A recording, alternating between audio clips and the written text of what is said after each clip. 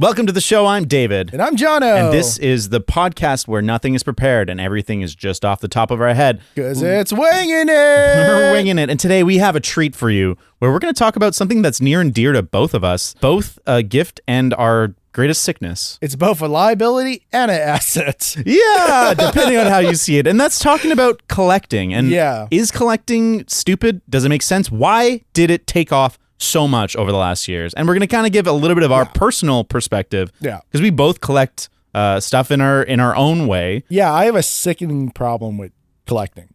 Like, I have a very big problem. Well, I can't wait to hear about it. But first, we have to taste our next hot sauce. Yeah. This is the name of the podcast, Winging It. Not saucing it, but somehow we're transitioning to being a sauce tasting thing. If everything sounds weird and different, it's because we have moved. Yeah.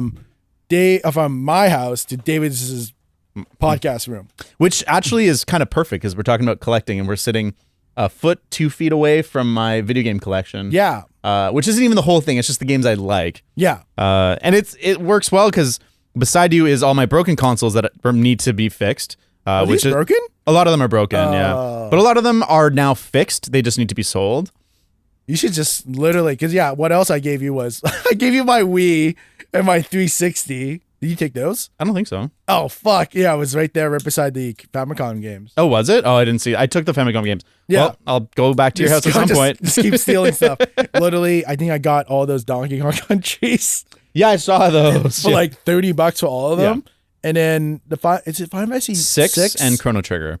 Yeah, it's tough. Yeah. It's tough because the Japanese ones don't sell for lots. Not only because American players or people that only speak English can't play them, but JRPGs were really popular in Japan even back then. Whereas the reason why they're so expensive in North America is that no one played Chrono Trigger in 1995, 6 or whatever. It's weird. My dad was the one who, I remember we were at Rogers Video, which is like the Blockbuster equivalent. Yeah. Shout out Rogers Video. I remember the last one that I knew of when I moved here was the one on Hastings, just past Nanaimo. Really? And it sucked because it was already it was the last throws and it was half a mobile store and just like a tiny little video section. And it was so sad going in there, man. I miss Blockbuster. No, I used to just hang out there because my best friend, Kirsten, and then I can't remember the other guy's name. We would just hang out. Like literally, it was like the scene from Cheers. It's like, oh, I know that they're working tonight. Oh, we'll just go hang out. I'll just go hang out. So literally, it's just me going, just at the corner going, hey, and then we just watch movies. Oh, that's awesome. Yeah, I think the best thing was putting up oh, we got a new shipment of movies. And stuff. Yeah. And then I'm like, hey, what's that box? Oh, that's the porn shipment. And I was like, oh, we got to open that. And this is the time where do you know that really famous one, Pirates? Pirate porn? Pirates of the Caribbean, but porn? It was I'm sure I've seen it or heard of it at some point. It was the biggest produced one. I remember hearing about that. Yeah.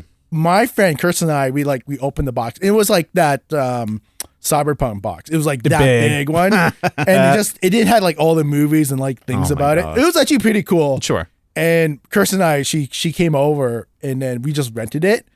And then we would literally just skip the sex scenes. Yeah. And just watch. And it was actually pretty decent. Yeah, because they spent $1 million. Yeah, right? You can actually see they actually were having fun making That's that cool. movie. So it's I can enjoy that. You ever see the movie Be Kind, Rewind? Yeah. So I love my favorite part of that movie is when they're making the movies and the sweeted movies. Yeah. There's something so charming about not low budget, but rough and tumble, just filmmaking because you're having a good time. I mean, that's literally the only thing I keep telling the people who want to make content. I'm just fucking do it. Well, yeah, I was at Fan Expo. I want to talk. Okay, well, we're gonna get back to it. Let's eat this sauce. Okay, what is this? You tell me. You tell me what the sauce is. So I think it was Cassie was the one who chose this. Yeah. So we have our box. So it's from Dan Hathaway. Thank you so much. Thank you so much. Go to patreon.com/Let's Wing It, where we'll have the uncut video of us eating it. Well, let me pull the shit out of here. No, You'll film me this time? I'll film you this time. So this one is Kansas City Cowtown. Night of the Living Barbecue Sauce. The bottle is so cute. Yeah, and it's one of them says, it's hot. Oh, yeah. Oh, there's my cat. You'll have to get a video of the cat. Oh, wait. That's Fanny. What's up, Fanny? Hi, Fanny. You can probably smell the McDonald's. Oh, hey, don't lick my straw. It's funny. She's the rude cat, but she's gotten better. Nice. All right, here we go. All right. Night of the Living Pork. Ding ding. All right. Let's see. Mmm. Oh, there's more spice to this one. Mm-hmm. Ooh, that's good. It kind of builds a little bit, but it's never like actual hot sauce. No. But there's definitely some kind of pepper or chili in there. Tastes sweet. Yeah. Wow, that's so well balanced. Yeah. Man, these are some of the best barbecue sauces I've ever had. Mm-hmm. Dan Hathaway, shout out to you. Mm-hmm. Good. We should start at the beginning. Yeah. What do you collect and why did you start doing so? All right, I would say what I collect. And, each of them have a very different reason. And also, it's just each of them is kind of stems from this one core thing. Mm-hmm. So I collect, I'll say what collections I have. And some of them I'm not actively collecting. So I have comic books. Mm-hmm. I had video games. Okay. I collect figurines sometimes. Okay. Cigars. Hell yeah. And Pokemon cards. That's the one I feel like I know the most about. Yeah. Well, you may not like know, that I know, but like I've seen you collect the most. You can kind of connect there. That's easy. And then probably it's not sexy. Technically, stock trading is collecting. I guess so. But it is. Okay. 100% it is. 100%. I collect NFTs. Technically, we all have an NFT. If you have a Reddit account, I think. Oh, really? It's like tied to some blockchain thing? No, that avatar thing. You may have seen it. Yeah. Yeah, let's just screenshot someone else's. Who cares? And I see people that have them super custom and they paid for flair or whatever. I'm like, bro, what? But anyways, yeah. So that's why I collect. I'll get into the reasons why afterwards. But what do you collect? I collect mostly retro video games. Yeah. I collect broken consoles and I restore them, sell them through. I used to collect records before records were really hot. Yeah. When they were $1 at the thrift store. And at that time, I had a record player. My roommate had a record player. And we'd play them and they sounded like shit. But it was fun because we liked having the big art. Yeah. Other than that, that's mostly it is retro consoles, retro games. Mm. Oh, wait. One thing. I used to collect Zippos. Interesting. Yeah. Do you still have any of them? Yeah, I still have all of them. Can I buy one off you? Zoe wants a Zippo really bad. You can say no. No. I think I already packed them all up. Oh, fair enough. Yeah. So they're perpetually cool, those damn Zippos. Yeah. When we were teenagers, they were fucking so sick. If someone had a Zippo, you're like, oh wow, what a badass. They're kind of a bitch, to be honest with you. To use them. Yeah. It can get messy and they last, but they don't last too long. Comparison to a Bic. Oh, I would. If I'm really smoking, I way would rather have a Bic. Yeah. Stippos are sick when you're going out and you have your leather jacket and shit and you pull it out and you're like, yeah. Sick. I had a lot of Jack Daniel ones. Oh, I had cool. My favorite one was a brass one. It was just full brass and what the tagline, what it said, at least this is what the guy who sold it to me, we could have just been lying to me. I was like, they collected the brass from the firing ranges, they melted it down and made a case. That's I was like, total bullshit. I don't know. I was what? Yeah. I actually am a big believer in it's who cares if it's authenticated, just enjoy. Yeah. I'm a big believer in getting stuff that you enjoy. I want to talk about what is our philosophy of collecting, but I'll go first as to why I started collecting. Well, wait. You also have cereal boxes, and also that's Star not. Trek That's stuff. more for streaming. Just having it as as a blocking. Well, it's as a big thing I do on stream is I taste snacks. And so snack time. So I went through and I bought all the Cinnamon Toast Crunches. Yeah. And but you had that tasted Star them all. Trek thing right there. So I do like. You have a Star Trek thing. You have Worf right behind you. I would. You're right. There is Star Trek stuff. There's the God of War, Ragnarok hammer, and Ellie and stuff. But I don't go out of my way to get large collections of figurines or memorabilia. Yeah. The thing that I will always buy is retro games and retro consoles. Fair. And for me, it started when I was in high school. I was a big gamer in high school, and I had my Super Nintendo. I had my PS1. Yeah. And how it started was, I was discovering games that I had missed on both consoles, and I would research and find articles and stuff. And I stole my mom's credit card, and I found copies of Silent Hill 2, Chrono Trigger. No. What else did I get? I I can't even remember what I got back then. Yeah. And I bought them off eBay. And when they arrived, she was like, "How did you get these?" I was like, "Oh, I won them in a contest." So like she would get a bill that said PayPal. Yeah. Oh, or something. God. And then obviously I got found out because now I'm like, it's obviously like, so where are these charges coming from? eBay. Oh, wow. My son has fucking games showing up. This is back when you actually like check your credit card statement. You don't check your credit card statement? You just that baller? I just literally, this is what I do. Okay, this is probably the most ballers thing you can do.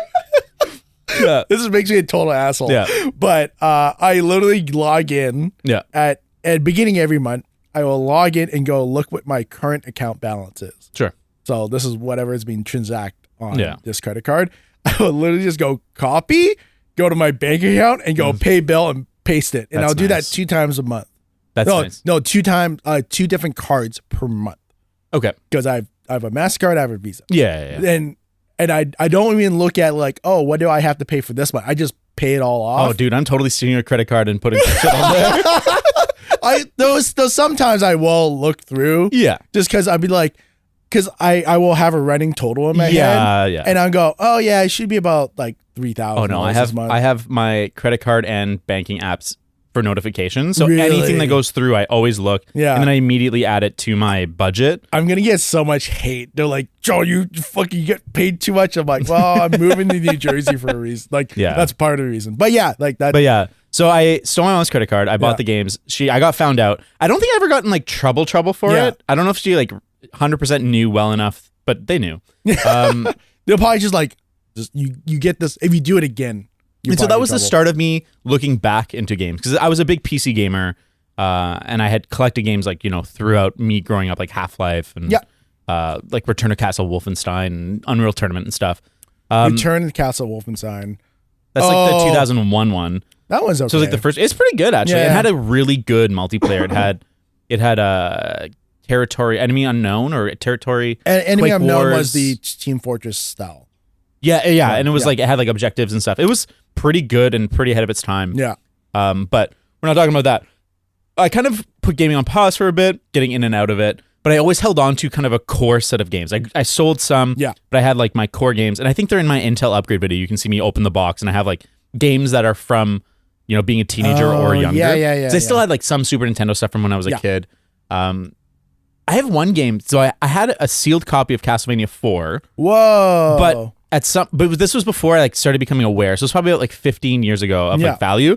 And I was like, I want to play it. And I opened it up. And I got it for $10 from a garage sale or something. And it was sealed? It was sealed. It was just some dude who like was selling a bunch of stuff. And I was like, at that point I had maybe tried a Castlevania. And I was like, I didn't like it. But I was like, cool, man. A sealed Super Nintendo game. And I think I was a college student or something. So I was like, I could afford $10, maybe $15. When you're a college kid and you're just like, I want to play this. 100%. And I was like, I've always had a Super Nintendo. Like that's a console that's just always stuck with me. I feel like that's a pretty... This Super Nintendo is probably the greatest console next to the Game Boy in the world. I think it always depends on how you qualify what best is. Yeah. I think what it did is that it was the height of 2D gaming. And I think there's games on the Saturn and the PS1 and the N64 that are 2D that are better and they're fucking amazing. But at the time, nobody cared about that. They wanted 3D games. And so those are the big budget games are all 3D games that don't play well anymore at all. I think it just had so many. The reason why I say it's like the greatest one, it has like those so many great games, franchises have either continued or started from Super Nintendo. Yes. And it's just that one system that they didn't have this like cadence of every like 4 or 5 years you get a new console. Yeah. It's just like, I think when Super Nintendo came out, it was like mid 90s until like really like, I think maybe like, no, so it was 1990 to 96 is when the N64 came out. So it is about 5 or 6 years. It felt like a bigger deal. And I mean, the N64 never caught on in the way that the Super Nintendo did. So the Super Nintendo had legs past the release of the N64. I never got N64. I went to the this is gonna kill me a little bit because I had collector brain back then too. Okay. I had a Sega Saturn. When it first came out, like the original one that came with the 3-pack of Virtual Fighter, Daytona, and Virtual Cop. Daytona. It's a great song. or Short Circuit. Yeah, exactly. That was one of my songs for Short Circuit. And then I never actually bought any games for the Sega Saturn. Really? I just rented them. Okay, I just go to the Blockbuster and rent them. Honestly, it's so arcadey in like the sense of like the games are like an hour and a half if you know how to play them. So a weekend's probably all you need. Yeah. So I remember my dad had a garage sale, probably like 2001, 2002, and sold it. Like it was complete in box. It was like literally complete in box, just dusty for like $20. That hurts me. How much does it go for now? Like $400 or $500 in box? Complete, like I have to look it up. I see good condition just consoles for like $300-ish bucks. Oh, I personally would never. I'm good at finding deals, so I got mine for $50. It was broken. Yeah. And then I knew enough to know it's probably one of these few things that is like $20, $30 to repair. Yeah. But it was nothing. There was a mod chip that was installed wrong. So I opened it up. I just removed the mod chip out of there. My God. And it just immediately worked. Yeah.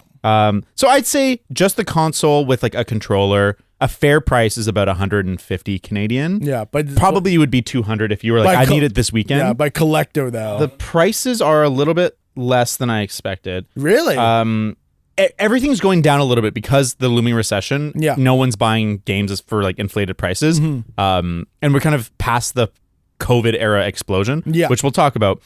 It seems like it's about in box, about 300 US.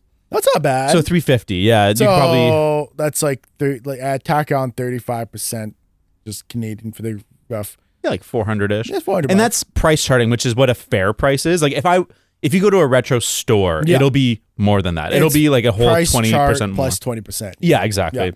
Yeah. Unless you go to the good ones. Shout out House of Cards.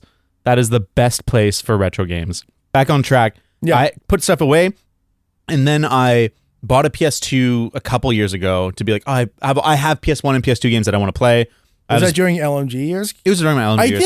I think I remember you telling me that, and I'm like, oh, good for you. Yeah, and it was like I paid like 100 Canadian dollars. I got a console plus like 20 games or whatever, and I was like, sick. Yeah. Did you get like the original one? No, I got a slim because it was. Oh, you got the slim. At the time, I was like, I just want the smaller one. Fuck yeah. Yeah. But then at the Christmas party, I won a Dreamcast with controllers and a bunch of games. That. And then it went from being like, I want to play games that I want to play to being like, I want to collect. I want more. And then it like triggered something in my brain. I think, you know what, it probably happens because you got that Dreamcast. Yeah. Going, oh, okay, this Dreamcast is valued at X amount of dollars. Yeah. I will spend that X amount of dollars for what I would pay to buy this. Mm-hmm. And it just becomes an unhealthy Oh, addiction. Totally. Well, and like, it came with like, I think it was Marvel versus Capcom. Or Capcom, Marvel Superheroes, whatever, some early it was probably, versus game. Marvel versus Capcom. And it was $130 at the time or whatever. And I was like, holy shit. And then I started looking at games that I already owned. And it was like, oh, I have like box copies of Super Castlevania 4. Yeah, and, it's literally. I have a cartridge of Chrono Trigger and stuff. And I was like, oh, I'm already in it. You literally did this. Ooh, house money. Yeah. Well, and like I've according to price charting, my collection is like $35,000, and that's not including most of my consoles and none of the mods. Yeah. So I figured if we're being a little generous, my collection's probably around $45,000. Yeah. But I did pretty good. I've spent $7,500. Yeah. And I just wait for the deals. I buy big game lots and then resell stuff through. And I really enjoyed the hunt and like finding like. I've gotten lots of. I feel bad, and I don't sell stuff I got for free. So I've gotten 2 3DOs with games and accessories for free. What? Yeah. Oh. And so you want one, dude? No, I don't. I was like, what would I fucking play? Gex? No. Actually, no. The only cool game I remember growing up. This is like the 90s. Yeah. This is back when. Oh, I can't remember what the store. It used to like I think it was like the last era of like pop-up stores where you can like play the games and stuff, like pop-up displays. And I think the game that I played on repeat, like when like I would just like hang around the station if no one's playing, I would jump on, play the mission, and just kind of pop out and just kind of like wait and not be like that kid who just stays there. Yeah. So that's rude. But if you're like, oh, it's empty, it's my turn. Yeah. It was Demolition Man. Oh, nice. So like it's like the shooting game that wasn't really a shooting game because like traditionally in the arcade, for viewers, might be too young. Shooting games in the arcade is that you had a little plastic blaster and you shoot the screen. Yep. This one, you just use the controller to change the crosshairs to hit where it is. Yep. There might have been plans to make it like a real shooting game with the blasters, but the 3DO kind of flopped. Like there was no gun con accessory or whatever. But yeah, that's fun. I just remember that 3DO. I so glad my parents did not buy. It was a huge waste of money. And there's some okay games, but they usually made it to other consoles. Like Gex was a big console seller. Was it? Well, it wasn't a console seller. It was intended to be a big exclusive. Yeah. And then it very quickly made its way to the PS1 and the Saturn. And I think like the 3DO one. Dynamics? Yes. Yeah. And the Saturn one's locked at 30 frames, I believe. Ew. And it's like for a platformer, you can't do that. Yeah. But so yeah, I enjoyed the hunt. I enjoyed learning to mod and streaming, like modding stuff. And I still have tons of projects that I plan on making videos with. But anyways, in terms of collecting, then, you kind of just add on random stuff. Like for the streaming background, a lot of Star Trek stuff just because I got it. Well, Cassie also got me this. We'll talk about that later because I want to talk about like conventions and stuff and how that plays into it. But why don't you tell me about what got you into collecting or how it started and why you love it? Here's the thing. It's a very, honestly, it's kind of like sad but simple. My family we were not born here. Like my sister and I and my parents from Mars, Mercury, no, from Malaysia. So Mars Lasia. Sorry, I'm so sorry. Oh my God. Venus Lasia. No, so we immigrated here in 1989. I was 3. Mm-hmm. So do you have any memories of emigrating? No, literally not. Like apparently my mom says like because we had like a chicken coop. Oh no, my grandfather had a chicken coop and we would go there all the time. This is going to be really morbid. Is that I would reach in, grab a baby chick, and like swing it around. Like I was like that demon child, literally. Oh my God! I wonder if your parents were like, he's a sociopath. Yeah, well, like my parents grew up very heavily Catholic. Oh, scary. Apparently, the baby chick was fun. Okay. You weren't like trying to kill them. You were just like, I was just like playing. I was like, okay, that's not as scary then. But anyway, so we were kind of like that ideal immigrant like story that the Republicans love to talk about. Mm-hmm. We want these model immigrants. So we didn't like my parents had money and we would scrounge, save, and invest like every single day. So I grew up okay. I was like probably just below average that. I can never buy a game unless I got like my last report card, I got honor rolls. Sure. I could pick one game. And that was like one game a year and maybe one for Christmas. Okay. So I grew up in a realm of envy. Like I see my friends, you have like 20, 30 games a year. And you have comic books. Yeah. Jesus Christ. Yeah. Coquitlam, the rich people. Yeah. Jeez Louise. Coquitlam, British Columbia. If you know the area, you know the area. I think by the time I was like 16, I had 20 games. Yeah. So just piracy was the only way I could get PC games. Oh yeah. No, and also like my parents would like 100% support my piracy efforts. Yeah. So like they taught me how to pirate. Yeah. I remember getting in trouble. My dad being like, just don't get caught. No, this is back in the time when you can't get caught. Like this is back when like downloading a PC game, and this is and this is huge tangent. It was called Warez, WAREZ. Okay. So torrenting wasn't really here yet. LimeWire, I just don't trust. You start developing and you start knowing these certain websites that would have what's called Warez, and it would use the raw system. So it would be one raw file and then raw 1, 2, 3, 4, 5. And it goes all the way up to 50. Yeah. So you only have to extract the first one in it. Exactly. Yeah. So you needed to get every single thing. And sometimes I do remember that. Yeah, you have to like you would only the time the browsers were only good enough. And thankfully enough, I had cable internet. It would only download 2 at a time. So to get all 50 files, and you kind of have to be there unless you were smart enough to make a bot to do it. I never did that. Yeah, we're not. It would take like 5 or 6 hours. And then sometimes the Warez have a password and you have to go through this whole ad system and be like, fine, go to the third website and type in the ad the ad's third word, Jesus. and you have to like do that. Yeah. Or it could just be a big like fuck you. Yeah, Like, there's a lot. I remember downloading a lot of stuff that was clearly nothing. yeah, so you'd have to restart this whole Yeah. journey. In all aspects, when you think about it, you probably could have just got away with just like buying the game with the amount of Yeah, time. at that point, just go get a job. Yeah. and- But I mean, I remember just those days, just like that's what we had to do to play games, and then you had to download the music pack and the movie intro pack. the thing I really remember Yeah. about that era is going to the CD crack websites Yeah. and finding like a CD key generator. And you download them. Those were so sketchy because that was like 10% of the time it would work, and the other 10% it was just, or other 90% it's just fucking viruses. You're just like straight up downloading fucking viruses. And it's you at the time. I think it was an EXE, so it's like literally your computer would be like, you don't want to run this, and you're like, fuck you, I want to run this right now. And then you're like, okay, give me a code, and it doesn't give you a code, and you're like, huh? Yeah, And it's like, why is the computer going slower? But yeah, like that's the kind of realm that I kind of grew up. And then I kind of chilled out a little bit. I would just like borrow games, rent games from friends and stuff. I would just like get one PC game and just like download 1,000 mods. Yeah. That's the way. And also miss those days. Yeah, and also Counter-Strike was there. So I played heavily from my being 14. So since when it started until I was 19. Like I was like heavy into Counter-Strike then. Okay, sure. So I never really got into like buying other games or playing other games until I got my first job, like my first real job. How old were you? Like 15, 16? No, I was like, I did newspapers and stuff, but okay. I never really spent anything. Yep. Except for like going out with friends. Okay. Yeah. That's pretty much it.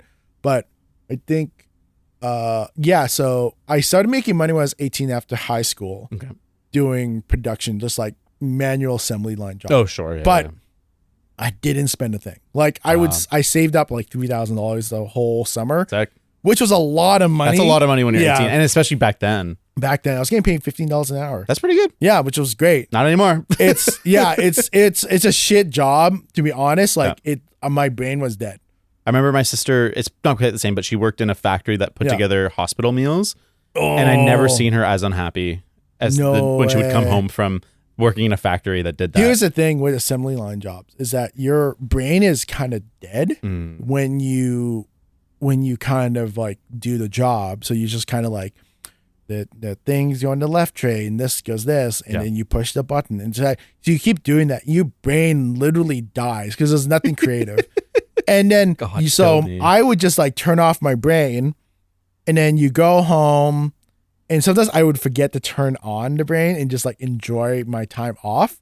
And then my brain would automatically just do the motions, go home, eat the food, work out, and just like watch a movie with my dad, but I'm still like tuned out, go to sleep. And then the next day, go back there. And then you turn your brain on. You're like, I'm still fucking here. Yeah. And you just like die emotionally. Yeah. That sounds like it's absolutely miserable. And you're not, even now, I'm guessing you're not allowed to wear headphones or anything because No, that place, because what I did was it was a chain, like a industrial chain manufacturing. Oh, I see. So it's just like, it's not even that. It's like those really large lumber mill chains that can take thousands of tons of weight and strength. Yep. So it would just be in the place where it's just like constant noise. Like you would have headphones, earplugs, everything.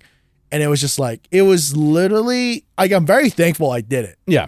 It made me appreciate not to be a laborer. Yeah. I think everyone needs to do shitty jobs. Oh, 100%. I think it should be like a mandatory thing. You should work in a retail environment. You should work in a restaurant. Oh, for sure. And then you should work a labor job. Yeah. Yes. You should do all of that. And then you would appreciate, don't throw things away when you don't need to. Also, treat people better. 100%. I know the people that treat like servers and stuff like garbage. I'm like, bro, they're not your fucking servants. I give servers 2 chances. So, oh damn, yeah, not a third, not even thirds, because it's just like you're dead to me. I mean, if you fuck up twice, it's like this is pretty bad. It depends on the fuck up, I think. Yeah, if it's like, oh, they forgot to bring you the salt and pepper and something. Well, I mean, here's one thing, because I don't like white or green onions on my food, so I would tell them no white or green onions, and if it comes and gets it, I'm like, oh, I really did not want white or green onions. It just happens like a couple of times. They will take back going, oh, I'm so sorry. I'm like, oh, don't worry about it. Yeah. And then they'll come back and it'll still be on there. I'm like, what did you do? Like, do you just like not listen to me? Yeah. And that's when I just will lose. I think that's fair because like then you're not being listened to. Yeah. I'm pretty gracious with servers and stuff. Yeah. Just because it's a shitty job and it's not as bad as, working in a factory. But anyways, continue on your journey. So, one day when I got my first real like office job, I was getting paid $35,000 and I was living at home. That's a lot of money when you're living at home. Yeah. So my car's being paid for and everything.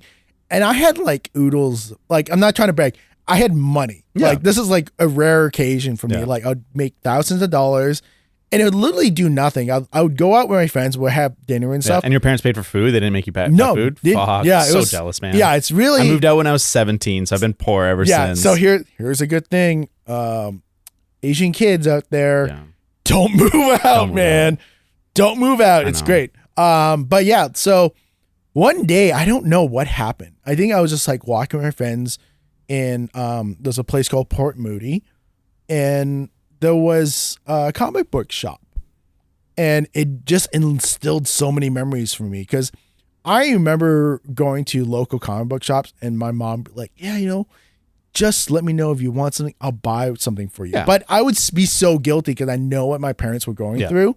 So I would like maybe ask for something. And it's like $3, $4.50. Exactly, right? But here's the thing. Here's a kid who's like 19. Oh, no, I was like 20. I had like $1,000. I had a credit card. Yeah. Like, fuck it. I'm going to go in. And literally, I think within the span of like 20 minutes. Oh, boy. I think I spent $900. Hell yeah. So just like get comics. I'm like, cool. Marvel Civil War. Dope. Oh, how many variants of that? Dope. Get it. Oh, what's in that display case? Buy it. Boom. I think with comic books, it was actually didn't get too bad.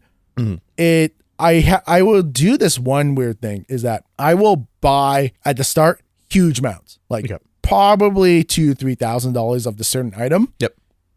And then I start kind of going to like shopping mode. I go, okay, I had my fun. Go into shopping mode and kind of scrimp and find what you want. Yep. So comic books, it was like probably not even like $2,000. It probably made like, it might be about $2,000. And then it would just kind of like go into slower. And then I actually collected it and also read the comics because I read them. Yeah, I read them. I read every single comic I've ever bought. Wow. And then I don't know. It just kind of like died for me a little bit. I feel like there's an era of great joy where it's like everything is adding to the collection, everything's new, and then you kind of just peter out where it's less exciting, and at least for me, it became harder to find stuff to add to the collection. Yeah, and the stuff that I wanted to add, this will cost me $500. This will cost me $600, and I'm like, I can't afford to buy a stupid fucking CD in a plastic box. Yeah, that I'm gonna play, maybe for 5-10 hours. These are the real legit arguments you have to actually have yourself because collecting an addiction is very close. It's kind of the same thing. So you have to literally be abusive to yourself because like even for me, I haven't even started talking with the Pokemon stuff yet. Yeah. And I think it's to a point where it's like, Jono, you're being a fucking idiot. Like, what are you doing? Yeah. Like literally stop. Yeah. Like you're never gonna get that card and you're probably better off just buying it as like a listed item. Just pay a few $100 or whatever. Yeah. So you have to have these like super truthful conversations by yourself going, you're being dumb. You got to stop. You can admire and have fun, but it's like almost to an investment point. Well, I want you to tell me about the Pokemon collection. So when did that start? I always liked Pokemon, but just like back at the story, my parents were the ones that, we can't buy anything like this. How old would you have been when Pokemon first peaked? I think I was like 14 or 15. Okay. And I think I remember I made a deal with my dad. This is one of the rare times he bought a game outside of like those two periods. Is that I was playing YMC basketball. He's like, okay, if you score 30 points in this game, I'll buy you Pokemon Blue. I'm like, bet. All of a sudden you're a fucking NBA superstar. I think my dad, has memories going, you were the most aggressive kid on that game. Yeah. I was like literally like throwing elbows, pushing, fouling, get those shots like 30 points. I was like, I remember getting the 15 shot and 30 points. I'm like, yeah, I'm getting Pokemon Blue. All my friends are like, yeah. Like, it was like all crazy. Dude, I was like, damn it. Yeah. And then I had to go through, not a lot of people know what this is. A lot of Asian kids will know, Chinese school. So Chinese school is every like Saturday mornings from I think 7 a.m. to 10 a.m. Like, Okay. It was a long period of time. That's why I never grew up on Saturday morning cartoons because I was doing that. So we were just learning how to speak Chinese. I've never picked it up. My parents put me in for like 5 years. Really? And it just didn't stick. I think I just rebelled. I'm like, I just don't want to do this. Yeah. I want to watch Saturday morning cartoons. Fuck yeah, Power Rangers, dude. I never watched it. You're not missing out that much. Yeah, I know. But it was cool at the time. It was cool at the time. But yeah, so I remember kids were playing, like, had Pokemon cards. Yeah. I was just like, what is this? And then I wanted to get into it, but there was such a dollar value to get started to play. Yeah. I just couldn't do it. So I always had this inherent want, but I had to suppress it. Mhm. And then, what was it, 2020? When Logan Paul. Yeah, so yeah, before COVID, or just maybe like later in the year. Yeah, it was like 2021 when I got really big into it. So yeah, 2021, Colton kind of showed me this thing. He was like, John, I did something stupid. I'm like, what do you mean? He was like, I bought Pokemon cards. I'm like, oh, what's wrong with that? He's like, no, they were like super expensive. I kind of got into it. I'm like, oh yeah, Pokemon cards. Like I always knew it was there, but I didn't know what the valuation is. And then also compound it with my own stupid inherent need of collecting and valuation and stock trading. Because it's between those two times, I traded like lots of stocks. Mm-hmm. And I still trade stocks to this day. So I kind of like have this like new physical stock market game going, ooh, like pieces cardboard, buy cheap, sell high, or hold and get high, like whatever. And then I started looking into it and it was just like, oh my God. Like after buying my first pack, I didn't know what I was buying. And it was like, open it. You get that dopamine thing, like going, oh, last card. Oh, and then I would watch like all the videos, like Leonhardt, so many other guys, and just like everything. And just, it's such an addiction rush. Like, 100%. It's literally because it's like stock market plus gambling element plus collecting all these things. And like I think Colin got me into it, and I outpaced him. Oh wow! I outpaced him. Yeah. It's not like really a great brag, but yeah, it's like I was more addicted. It's like literally more addicted than him. And then, I think I started doing Pokemon streams. Mm-hmm. I started doing valuations. Mm-hmm. I've graded my cards. I've made a lot of good friends out of Pokemon. That's too. Cool. Like Austin Evans and I. We are great friends because of Pokemon. I love a Pokemon. We were like, when I was down there in California last year, we went to like, kind of like collecting, a collecting kind of place that's really big. It's called like, Franks and Sons. Sure. Yeah. So I think if you went there, you would go nuts. I'm sure. Yeah. So a lot of collecting stuff, a lot of pop culture things and games and whatnot. And it was great. Like literally, I'm thankful it happened. And also now I have an avenue on connecting with the kids.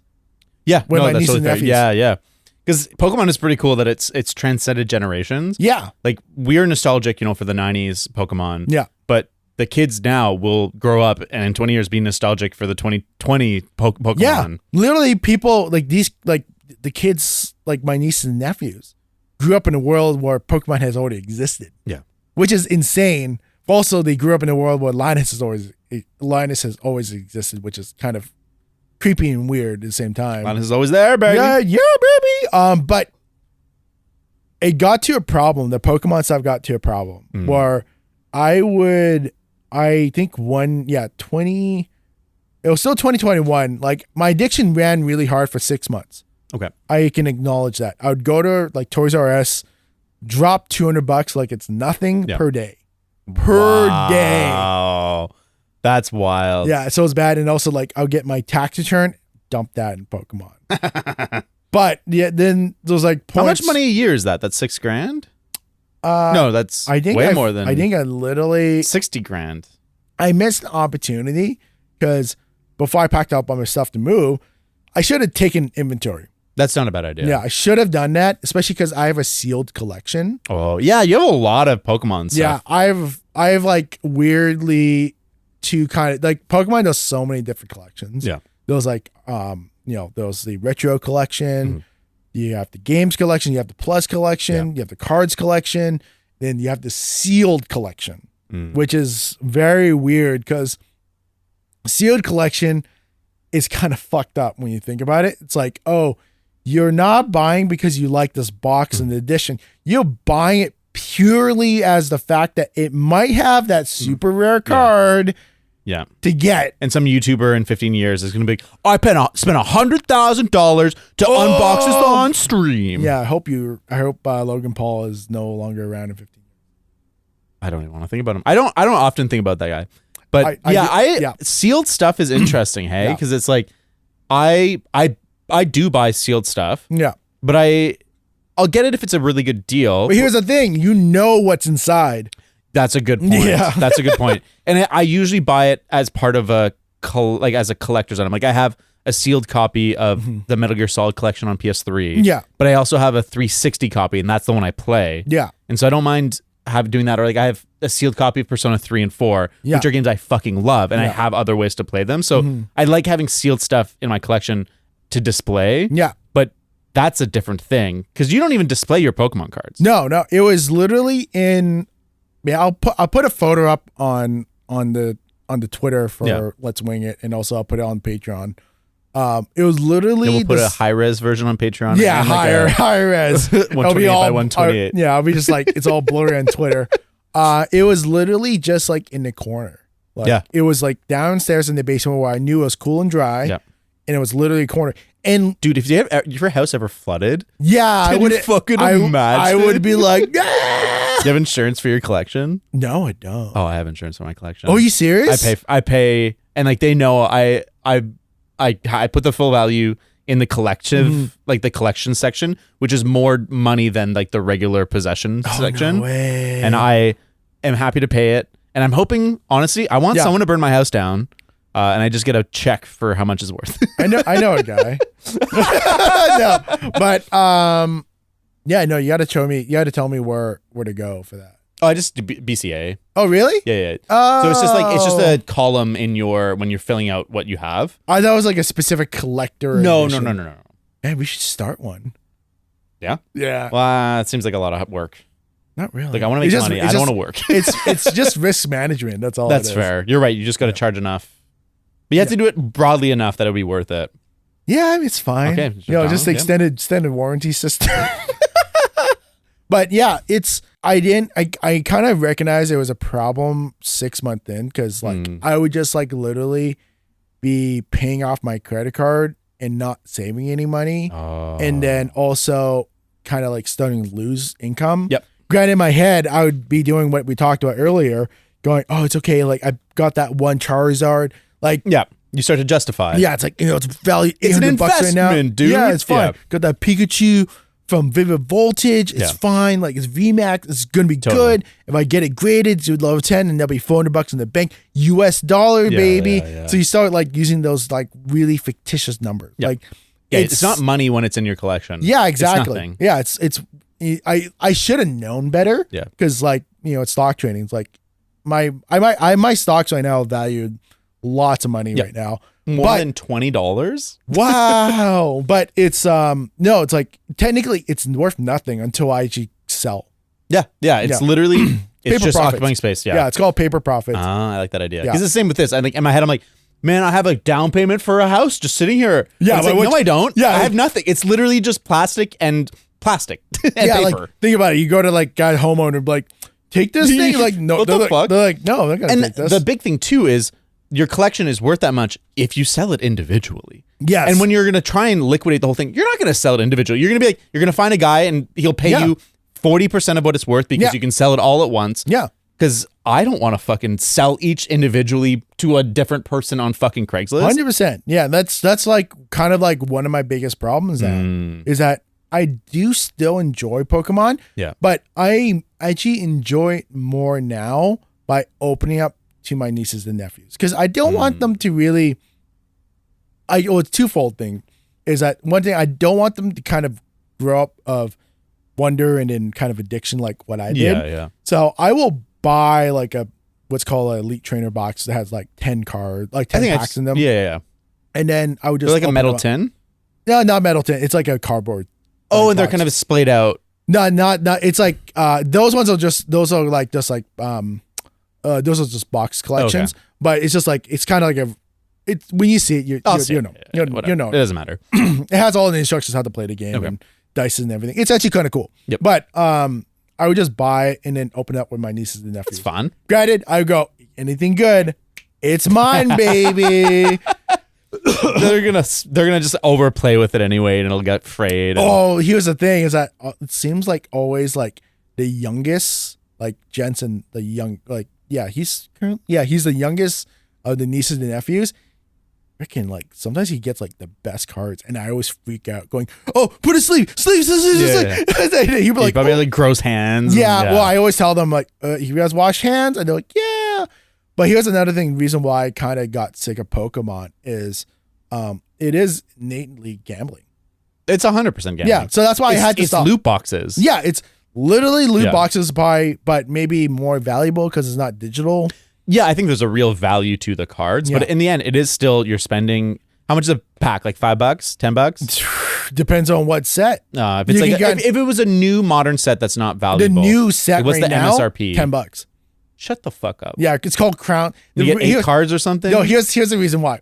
Crown Zenith is the last set from the Sword and Shield collection of the trading card game. I see. So it's like closing out. Yeah, and also you can't buy what's called booster boxes for the set. Oh. You have to buy these Elite Trainer boxes or the box collections to get the cards. So they cost automatically more. And then a lot of the cards inside. To me, in my prediction, if we're going to go my market prediction, this is like speculation. Jono's market prediction. Crown Zenith is going to go in the way of Shining Fates, and it's just going to be devalued to shit because the fact that it's the last set. They're going to print the shit out of this. And here's the thing about Pokemon too, is that it's in a realm of like everyone wants to treat it like stock markets. But here's the thing. Supply is controlled by Pokemon. Yeah. So they can fuck you over. Yeah. Because my Shining Face Charizard, when I first opened it, it was worth $800. Wow. Now, 2 years later, worth like maybe $90. Yep. Yeah. So fuck me. But yeah, the other thing was I used to stream it a lot. Yeah. Like you probably remember. I remember. But then I would go, I want to know what other streamers of Pokemon things are doing. And this is where my mind shifted hard. Seeing people opening packs for money.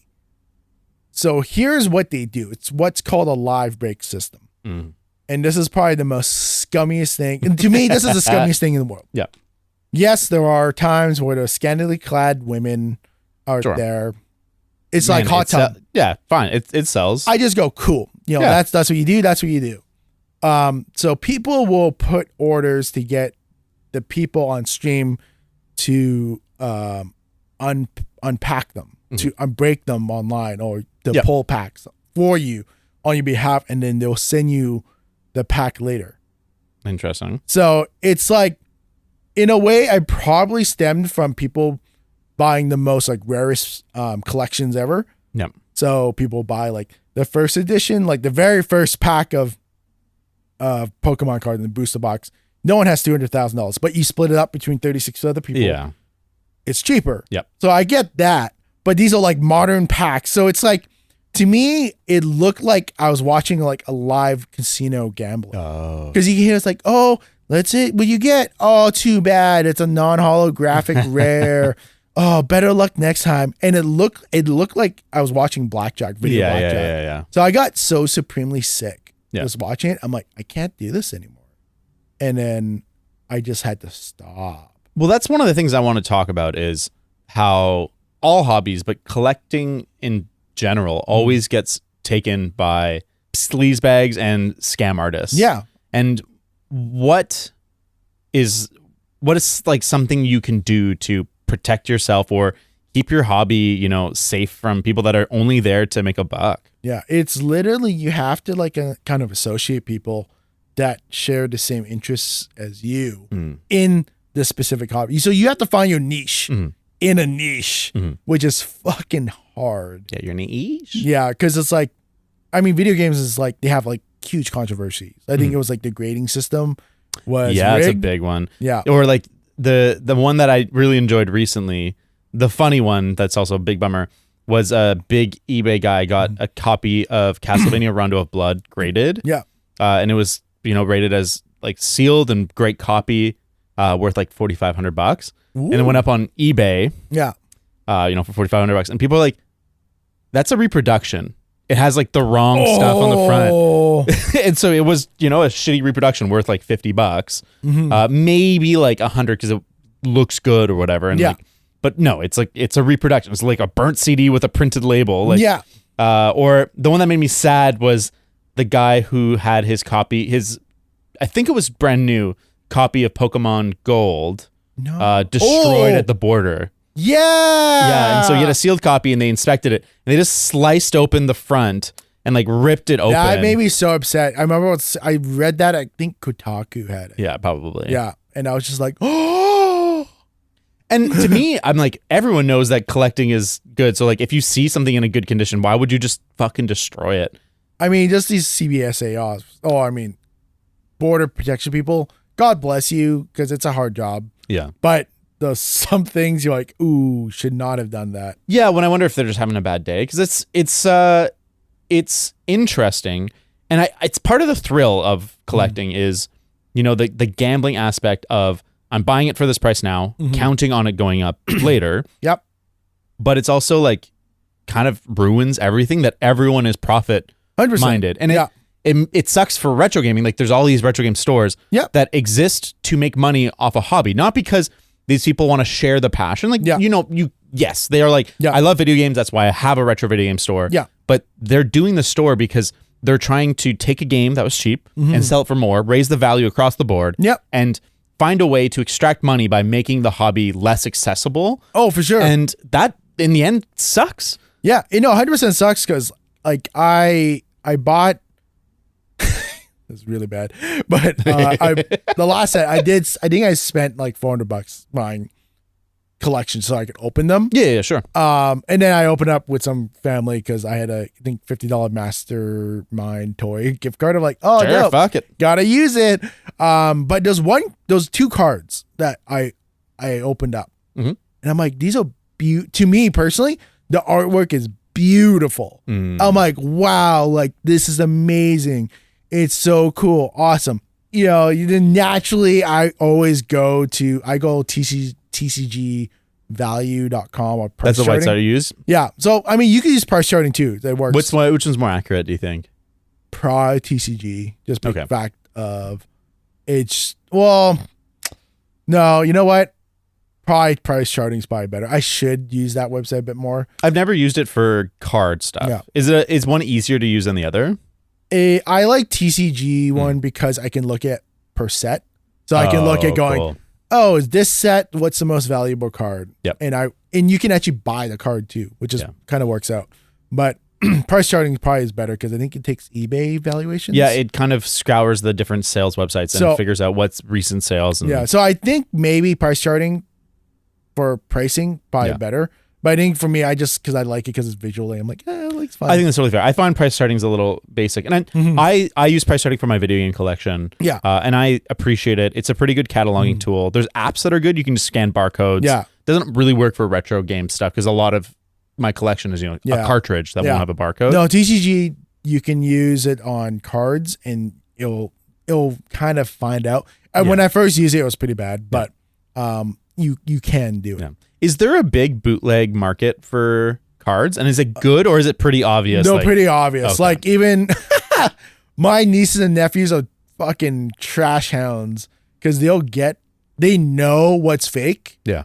And I don't know what they do in the playground, but they will trick kids. And not just like maybe not trick kids, but maybe negotiate in a way to give them fake cards and get a real card.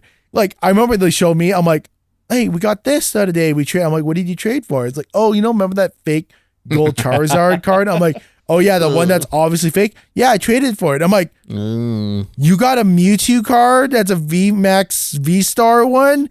That's a $50 US card. Like, I know. I'm like, Benji, you got it.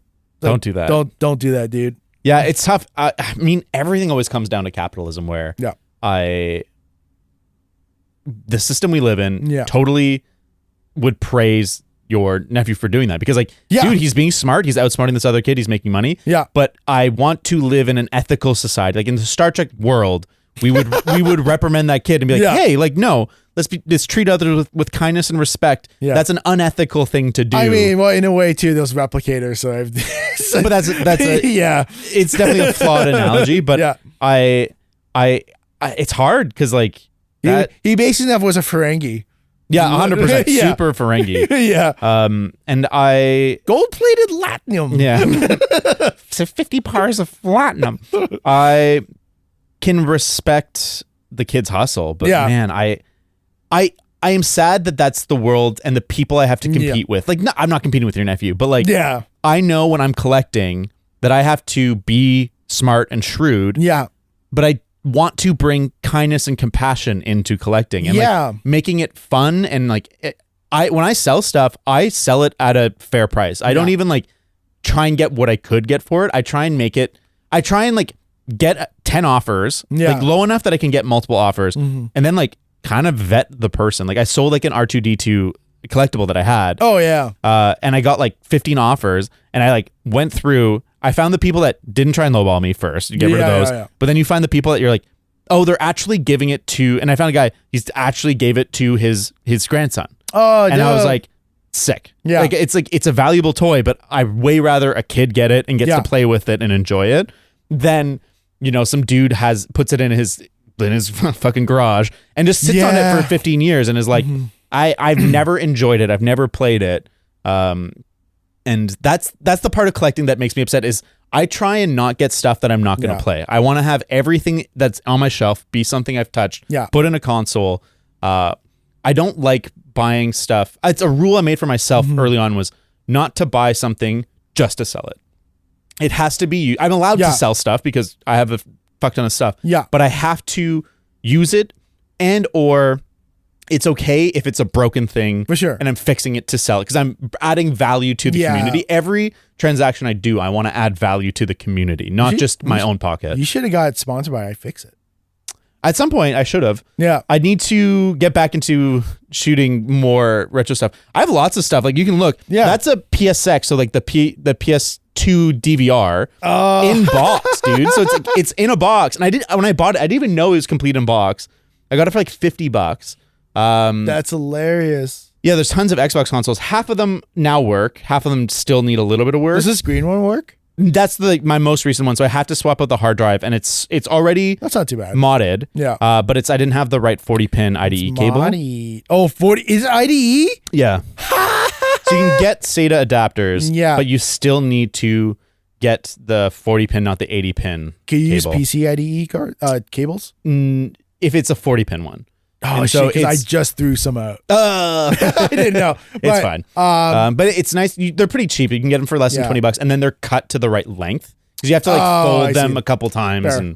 And but it's pretty easy. Yeah, I mean, same with like I bought the Neo Geo CD because I have a couple regular. Neo I was supposed to play Metal Slug. We could play it, although that one sucks. But maybe we'll set it up a different time. Yeah. But that Neo Geo CD with the intent, I don't have a Neo Geo CD game. The CD drive is broken. But I bought a SD card reader to replace it with. And so the intention was always to sell, but it was a broken Neo Geo CD. It's kind of hard to sell, like when it's especially broken.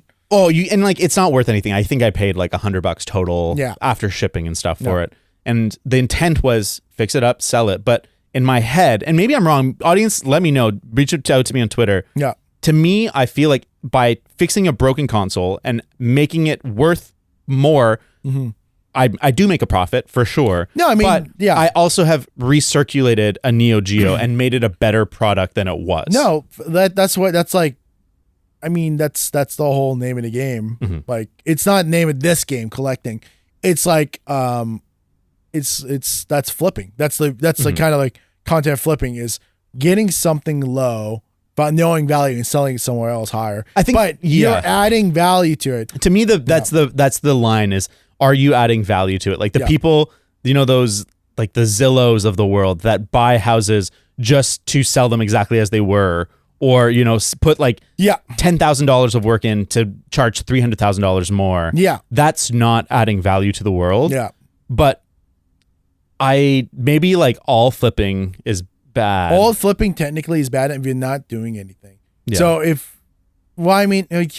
it's hard to say because like there is thrift store flipping too. Like that's fucking infuriating. Really? Yeah, when people like they have like a Depop or like an Etsy store my God. where they just go to thrift stores and they get all the good. Oh, you do that, you piece of shit. No. Where like, no, just Jillian has done that a little tiny bit. Tiny bit's fine. Yeah. Zoe, my partner's kid, or my stepdaughter. Yeah. She has a started friend. doing it. No. She hates it even more than me. Has a friend who does that. They go to thrift stores and they get the good stuff. Yeah. And they buy it. And like I said, good for them for the hustle. But there's a few things wrong with that. Yeah. Thrift stores are often servicing people that can't afford nice clothes. 100%. And so they are taking clothes away from people that need them. And like, even if you don't have money, you should have access to clothes that you like. Yeah. You should have access to cool clothes. And I think that like thrift stores have been a great way, but because of those resellers, all the good stuff's gone. But also, all the thrift stores raise their prices because they're like, this stuff is worth more. Yeah. Like Value Village fucking sucks. I don't know. I don't think Value Village is in the States. It's not even like, it's not valuable anymore. No, and clothing has gone up. All the like, tchotchke stuffs has gone up. Like games are more expensive than price charting values them at. Really? So I've seen games that on price charting would be like $50-$60 at Value Village. It'll be $70-$80. They do the price charting plus 20%. It's not price charting. It's not like what a local garage sale would be. Yeah. And it's so frustrating because they got it for free, and they're not like, it's a charitable organization, but they hit the minimum standard. No, it's a non-profit bracket profit business. It's like, I hate companies like that. I hate companies that mask themselves as a non-profit. Like NFL. Yeah. Fuck. Like that is Fuck not you, NFL. You're not a non-profit. Fuck you. How is that a non-profit? Yeah, like I know like the breast cancer month or whatever. I was like, oh, it's great. But it's like they make way more money. Okay, I will kind of go on record. This is kind of a hot take. I don't like big cancer research foundations anymore. Okay. As this is super tangent. I'm just gonna say because you said breast cancer.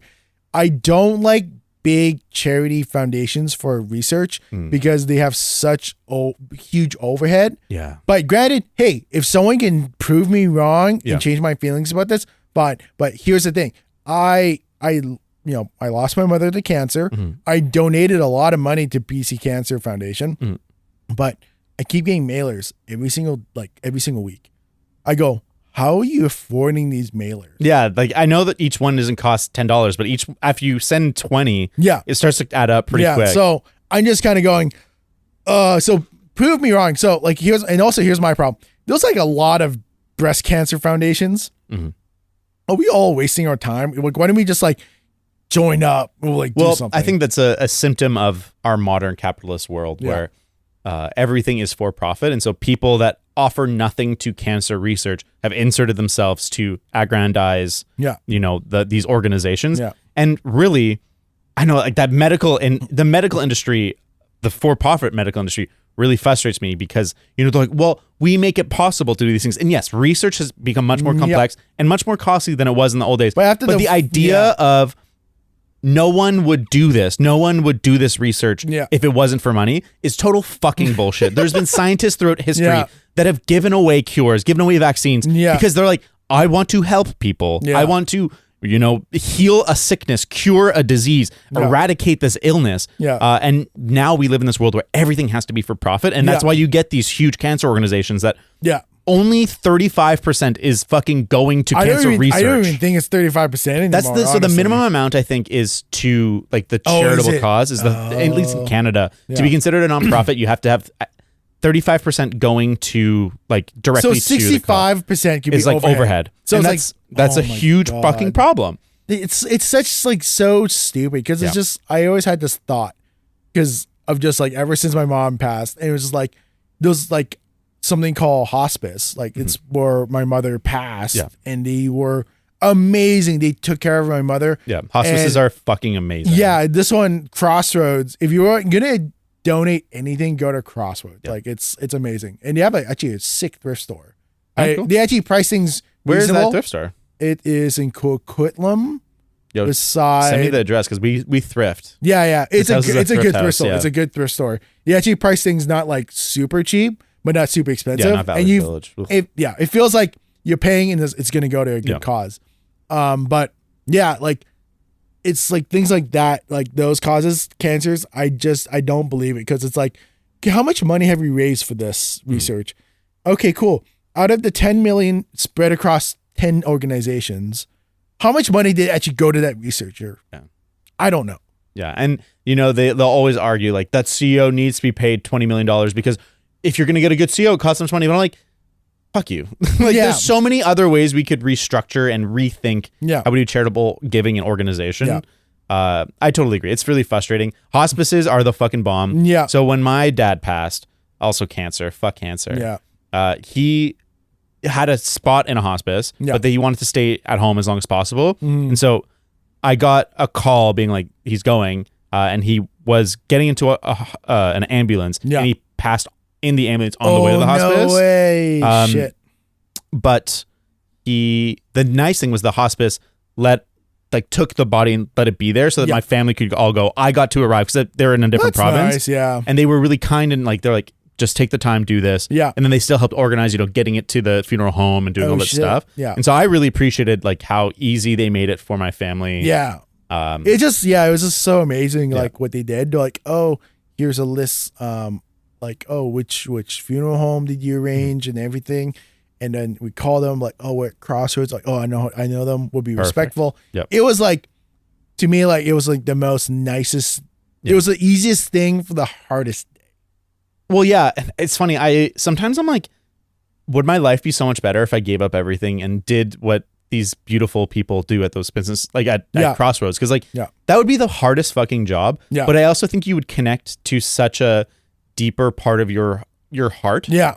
Where we live as collectors. Yeah. We live for that instant gratification, that joy of got that deal. I got that deal. Sick. Yeah. I went to Fan Expo this weekend and there was a copy of Panzer Dragoon for below what market rate was, and I was like, fucking sick. And I'm like, the rush that gives me, not it's not like I'm running around whoa crazy, but I'm like, fuck yeah, I got a deal. Yeah. If that's just a cheap copy of the joy you could feel by doing real things. I mean, that's a society problem right and there. Do you think that rush, that alternate to real emotion is part of why during the pandemic collecting across every hobby took off so much? Yeah, no, it's the way. Well, here's the thing. It's hard for me to comment about the pandemic because it didn't happen. It's a joke. It's a joke. It's a joke. We all believe COVID. I'm 4 times vaxxed. No, wait, 2 vax, 2 boosters. Yeah, I think that's the max right now. That's right now. But anyways, so I kind of came from a world where I used to work from home since 2014. Wow. So I'm experienced with working from home. I know what it's like. I know what it feels to be disconnected. And it was much easier to, at that time when I first started doing, because everyone I was talking to was also remote. So our discussion, track path, and whatever will all individualize. And so we all sharing the same experiences. Sure. So right now, it's I'll kind of say this publicly, working with Marquez right now, which is great. But I'm one of 2 people who are remote. Okay. Everyone else is in office. So there is a little bit of disconnect because sometimes I'm just working Slack and then something random will pop in Slack, right? I'm like, oh, what's this? Oh, I'm just showing the photo I said out loud. I'm like, oh, that kind of sucks. It's but I know I'm moving there, so it's gonna be hell fun. Yeah. Yeah. But yeah, so I came to that realm. I knew what it was like to work from home. I knew I already had the routines. I would make a certain room to be my work room. It's this room, blah, blah, blah. I would only work for this hours and be good with it. Yeah. Apparently, my experience is very unique going to the pandemic. You didn't have that same kind of experience. No, I've done work from home for freelancing stuff where, I would shoot and edit my own stuff. So when I'm editing, I'm working from home. But it's not the same. Yeah. But like for other people, the world just exploded because everyone else had to do work from home. Yeah. And you have such a weird disconnect because for me, thankfully enough, I had Cadence, my dog, and Jillian.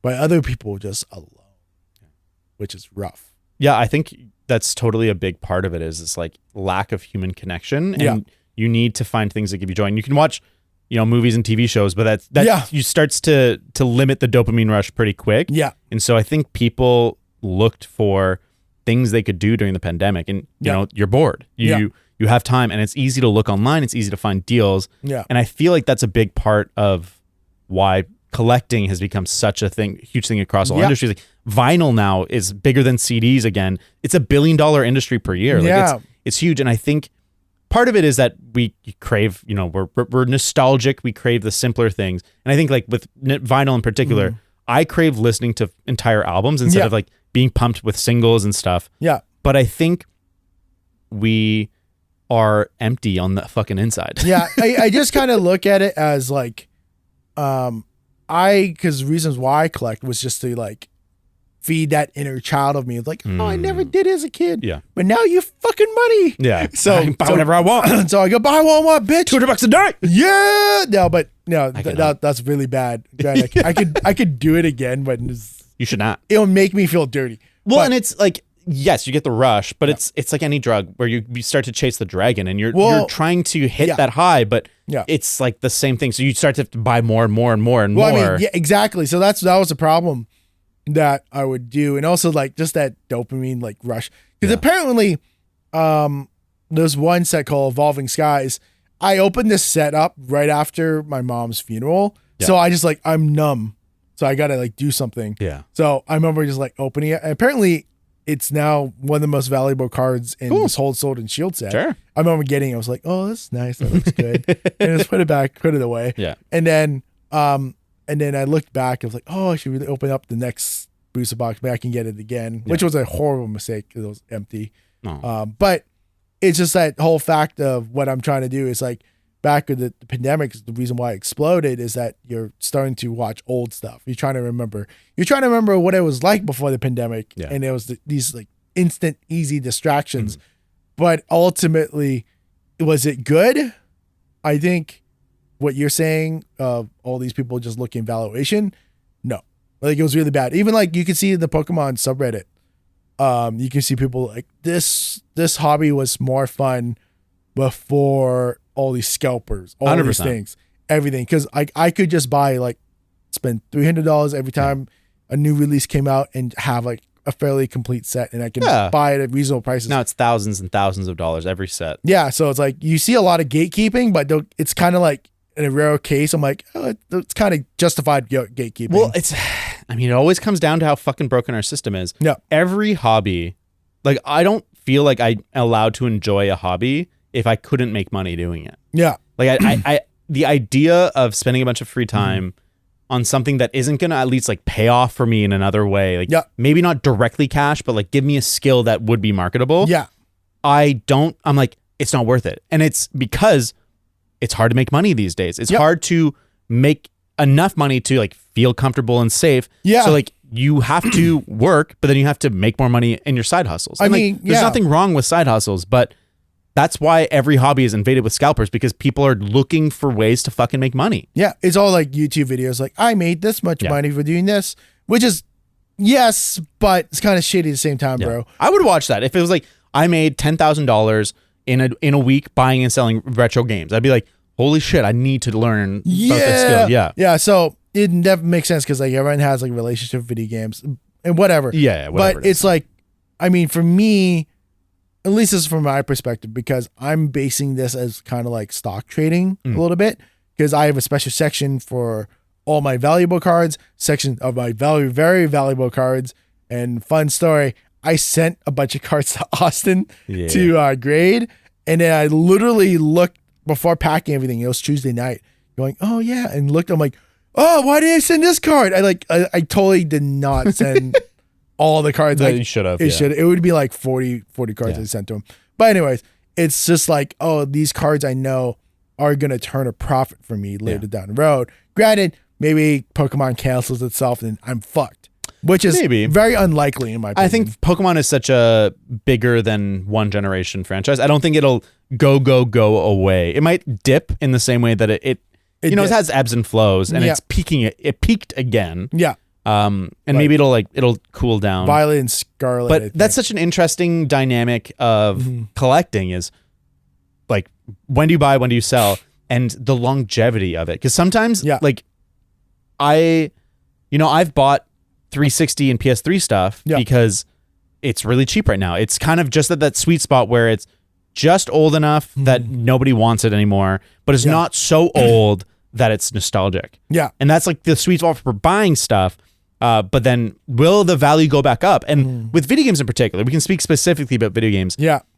The landscape of how video games are published and released is so different now than it was 20 years ago or 10 years ago, then 20, then 30. Yeah. Do you think that games that came out 10 years ago will have the same jump in value that games that came out 30 years ago already have? So here's my question, because I don't know the answer to that one specifically, but I'll answer by asking a question. Yes. So let's look at Laserdiscs, Betamax, and VHS tapes. Okay. Have they gone up in value? Laserdisc a little. Yeah. Betamax, no. At least not that I know of. I've never encountered a Betamax collector, and VHS, absolutely not. There's people that try and sell the Disney Black Diamond collections on. Yeah. But that's like a meme at this point. So that's how I kind of look at it, because when you look at most of these, this is no offense, like I to me there's value here, but like now we're in the age of video games where you can't collect anymore. Yeah, you can't. It's all predominantly digital. Yeah, so you kind of buy disc versions. Yeah. But honestly, when it's like PS6 and next Xbox, or even those, digital. It's all digital. So it's like, is there a market to play these games with a medium that is no longer used? So I think that it's gonna depend. I think PS4 physical releases will not increase in value in any real way, because every single one of those is available digitally, and it's also backwards compatible on PS5. There's no value in that. Yeah. I think PS3 and 360 will be the final generation that has worth, but I don't think it'll ever reach the same levels. Because even like a big part of the equation of what makes things valuable is scarcity. Yeah. And Xbox 360, PS3, and Wii. Xbox 360, PS3, and Wii all sold 100 million consoles. Yeah. Which is so much more than like even the Super Nintendo, which was the most popular console at its time. It's like, I think like 60 million or something. I think even case in point was like PS3s were still getting made halfway through PS4's lifestyle. Yeah. And so there will be, the supply is so much higher for that generation of games. And there is games from that generation that will be valuable because like they were weird niche titles that didn't find an audience, and then that developer went on to make a bigger game later. Yeah. Like Atlas, the people who make Persona. Yeah. There's that Atlas effect where every game that has Atlas is worth more now than it was 10 years ago. Persona 4, especially 5, was a big worldwide sensation. Yeah. And so now every game tied to that company went up, even though no one cares. And so that will happen, I think, with PS3 and 360 stuff. Yeah. But I feel like even PS2 and PS2 generation, so 6th gen, like there's so much more supply of those games. And also, optical discs, they have a shelf life. It's like 50 years or something like that? 25. 25? So we are starting to see the end of the first, like the death of the first optical discs. Really? We're now in the era where PS1, well, like even before that, like Sega CD and PC Engine CD, like those are gonna start to fail. And like it's not, 25 years on the dot. Yeah. And it depends. So some are 25, some are 50, depending on the quality of the disc. Yeah. But we're gonna start to see mass failings of these discs. Will they be worth anything if they don't work? Yeah. Or will it are we going to see a big reproduction market, or are people just going to abandon physical media in general? Yeah. Like to me, I would say people are going to abandon it because of just waste. It's like now we have 20, probably trillions of discs every year are going to be just garbaged. Oh, 100%. Yeah. And I think a big thing too is you can see it in Japan. Places that don't have large living spaces, collecting old games isn't as much of a thing. In Japan, people like retro games are really cheap in Japan, partly because supply is high for what are considered niche games here. But another part is people don't have fucking room in their house to store video games. And so they're like, I'm not going to do this. I'm going to find a digital copy of this. Like I there's no room. And I think as the density in North America also increases as our city centers grow with more people and people have to buy smaller and smaller places. Yeah. Oh, buy lol. Rent smaller and smaller places. Less and less people can collect all this stuff. Even myself, I have probably more space than most people my age in this area, or at least in my city.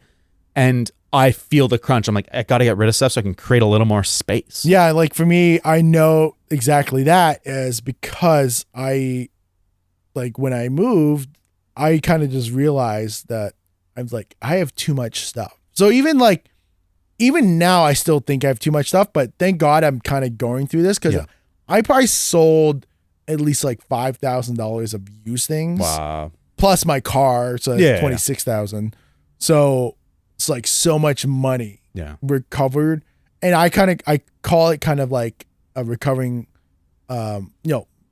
assets into turning them back into liquid capital. Because liquid is the best. Yeah, so liquid is better than this.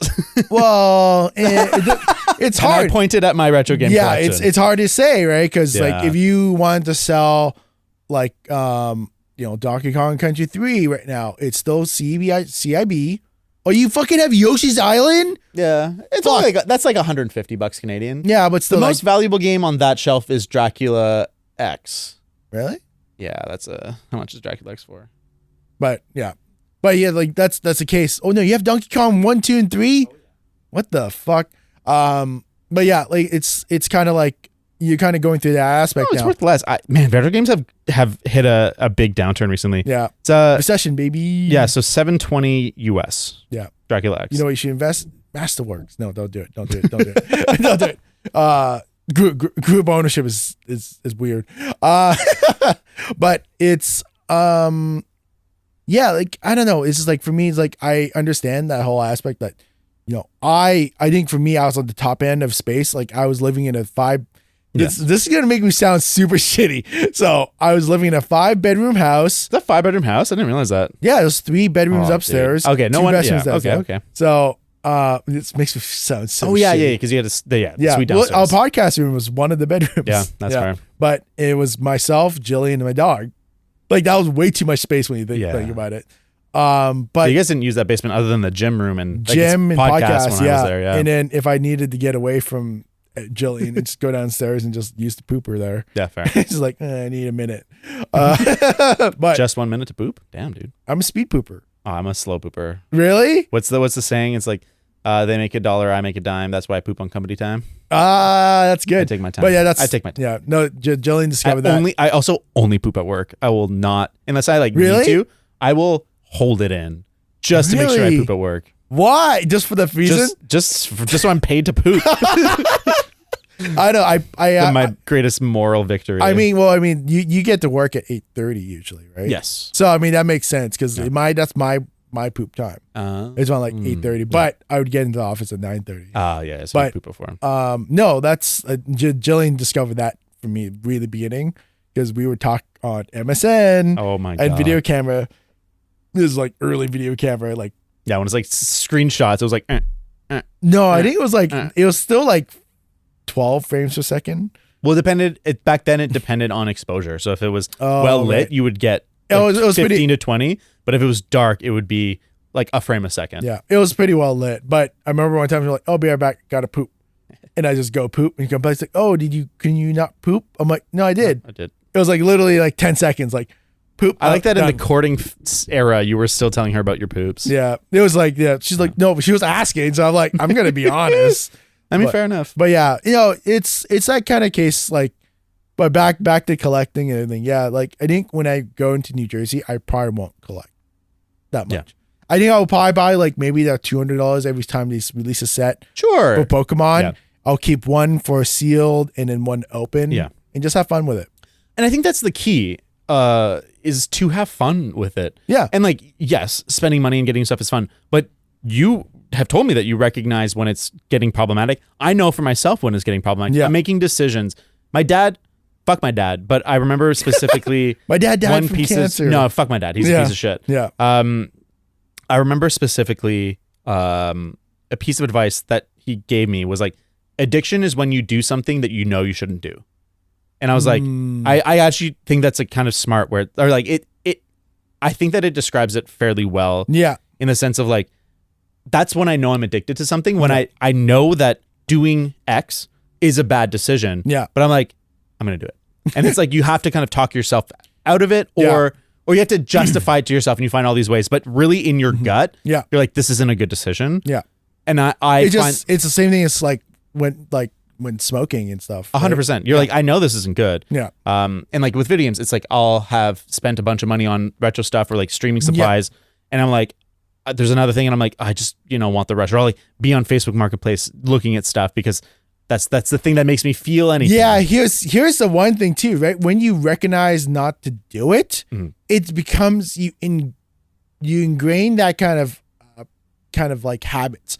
I'm like, oh, I'm going to check this website, this website, this way. Yeah. Every couple hours. Totally. To see what's there. And now you took that away. And now I'm trying to fill it. I'm like, oh, what do I do now? Yeah. What do I do? What's the thing I found when I quit vaping it wasn't even the nicotine addiction that was the problem. It was the time.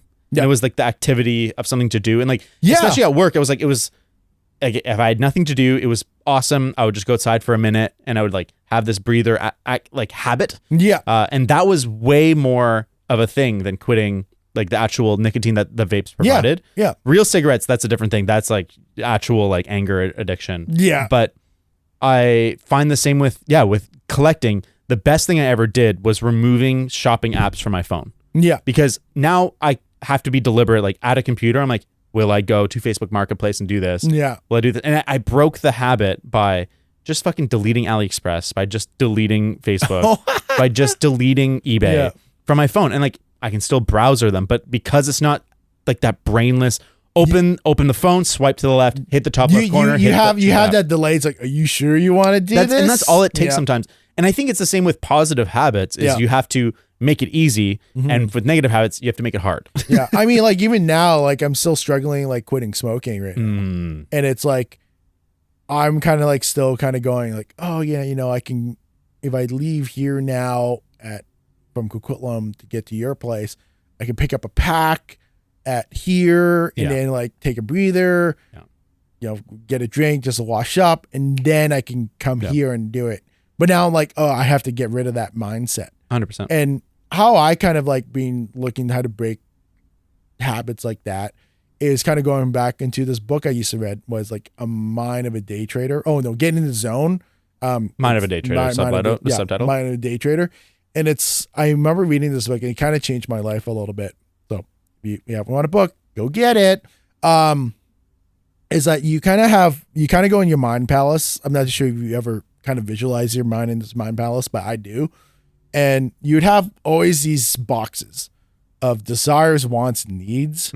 And I would separate those desires and kind of like have like, oh, there's a Pokemon pile, right? What's the difference between a desire and a want? Desire is kind of like, it's just, it's kind of weird. It's like kind of like, it's same thing as I want, but you kind of like have no reason to want this. Yeah, it's like a bad, or it's like a more distant, like harder to grasp thing. Whereas a want is like, I'm hungry. Yeah, I want this. Yeah, or no, well, hungry is a need. No, but more like I want to eat a Big Mac. Yeah, something. Yeah. So those that kind of thing. So I kind of go look at Pokemon cards or smoking, whatever, and I need to like find it in these sections and then empty it out. And just like look visual, go, oh, okay, I want to smoke.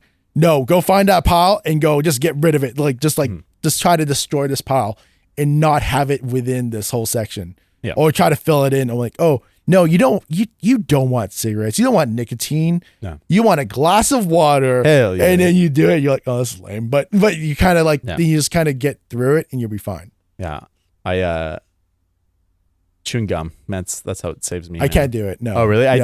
When I was quitting smoking, I think I would like those plastic tubs F60 things. Yeah. I would go through like one a day. Really? Yeah, I'll just constantly chew gum until it tastes bad, spit it out, constantly chew. I just needed it's not even the chewing, it's the like, I'm bored, I need to do something with my hands or whatever. What I've been doing, especially like any of my addictions, like collecting or anything, I actually go for a run now.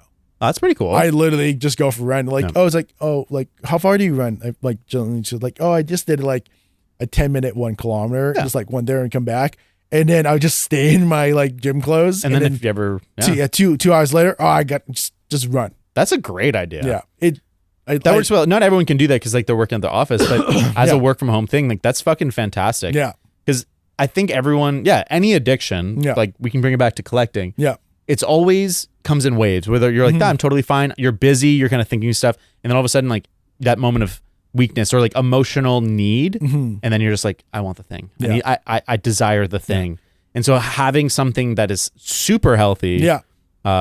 And that you can do throughout the day is great. Well, here's the thing too. Now, it's so bad. So he's gotten into running, and now I'm looking at shoes. So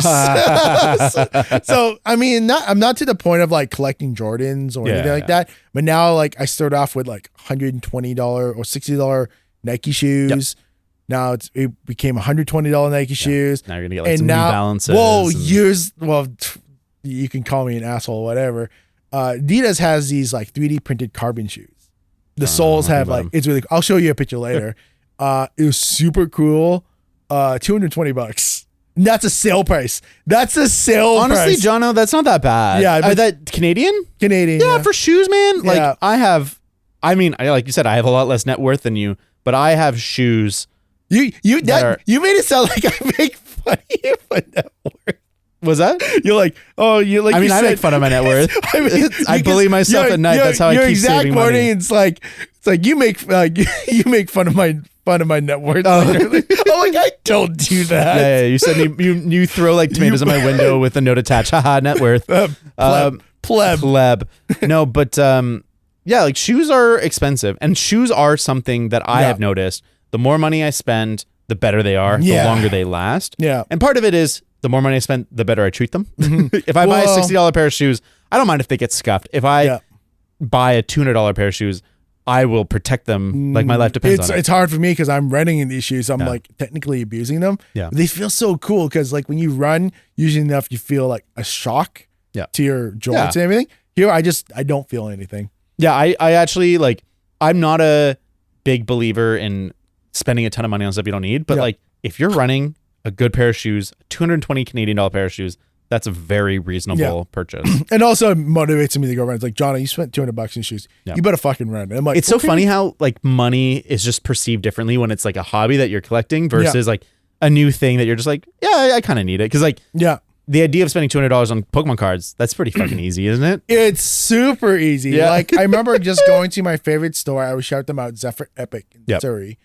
And the reason why I like shouting them out is because they have this weird mantra where they don't gouge or they don't sell things, except for singles, at market rates. And singles is fine. Yeah, singles. That's a normal thing. That's like sell at market rate. That's your prerogative. Yeah.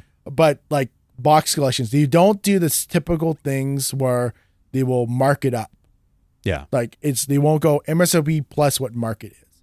They will just go, MSRP is $60. Because of shipping and everything, $64. I'm like, totally reasonable. That's totally reasonable. Granted, I'm that asshole who buys 4 and just like, I'll buy 4. Fucking asshole. Yeah, I'll hit that max allowance. Yeah. But granted, I'm the one at home opening them up and packing them up. Yeah. But it's one of those things where it's like you can do all these interesting aspects to kind of get rid of your addictions. Mm-hmm. And I think for me, I need those things to get me off it, because I think I have an addictive personality, and I'll always have to have something going on. Yeah. And as you can see, I talked at the beginning, I had comics all the way up to cigars. Yeah. So it's like, it's weird. And sometimes also too, I think some of the collections I got into, I got into model airplanes. Sure. Because this one friend got me into it. Yeah. But it was kind of fun. I only bought like 4. Okay. And then when I was packing them up, I'm like, why the fuck do I have this? These? Yeah, so I gave the cold and sell. Oh, that's nice. Yeah. But I was like, this is the stupidest thing I ever bought. So except for those one like a boring 737 that had Simpsons painting, I bought that. Okay. But yeah. Yeah, it's interesting. I don't know how we got into the psychology of addiction and whatnot. I mean, addiction and collecting. It's the same thing. Yeah. And it's so clear to me that the times in my life where I've been most addicted to stuff or most, hardcore about collecting is when I've had this big emotional void. Yeah. Like there's like some pain or something that I'm avoiding or something that I'm trying to fill. And I find that the best thing for stopping collecting is, distraction and pacifying. That's an important tool in the toolkit, but also like dealing with my shit. Yeah. I mean, I didn't collect. Okay. So, to sum up, like collecting is great, but I think it has to be for the right reasons. Yeah. I think if you're, I will include myself as a piece of shit. Is like collecting for holding valuation to sell later. That's a really bad thing. And it's not, I feel like there's no fun in that. It's so fun because it's like, the only times I actually feel like I have a lot of fun, like showing off my collection, is to my nieces and nephews and 100%. Seeing them freak out. And I bet that's actual fun. And like, it gives you real joy. Yeah. Like I mean, like it's obviously I'm flexing on them going, haha, stupid kids. Yeah. I got these kids. I have money. But then I would always segue going, get a job. Yeah.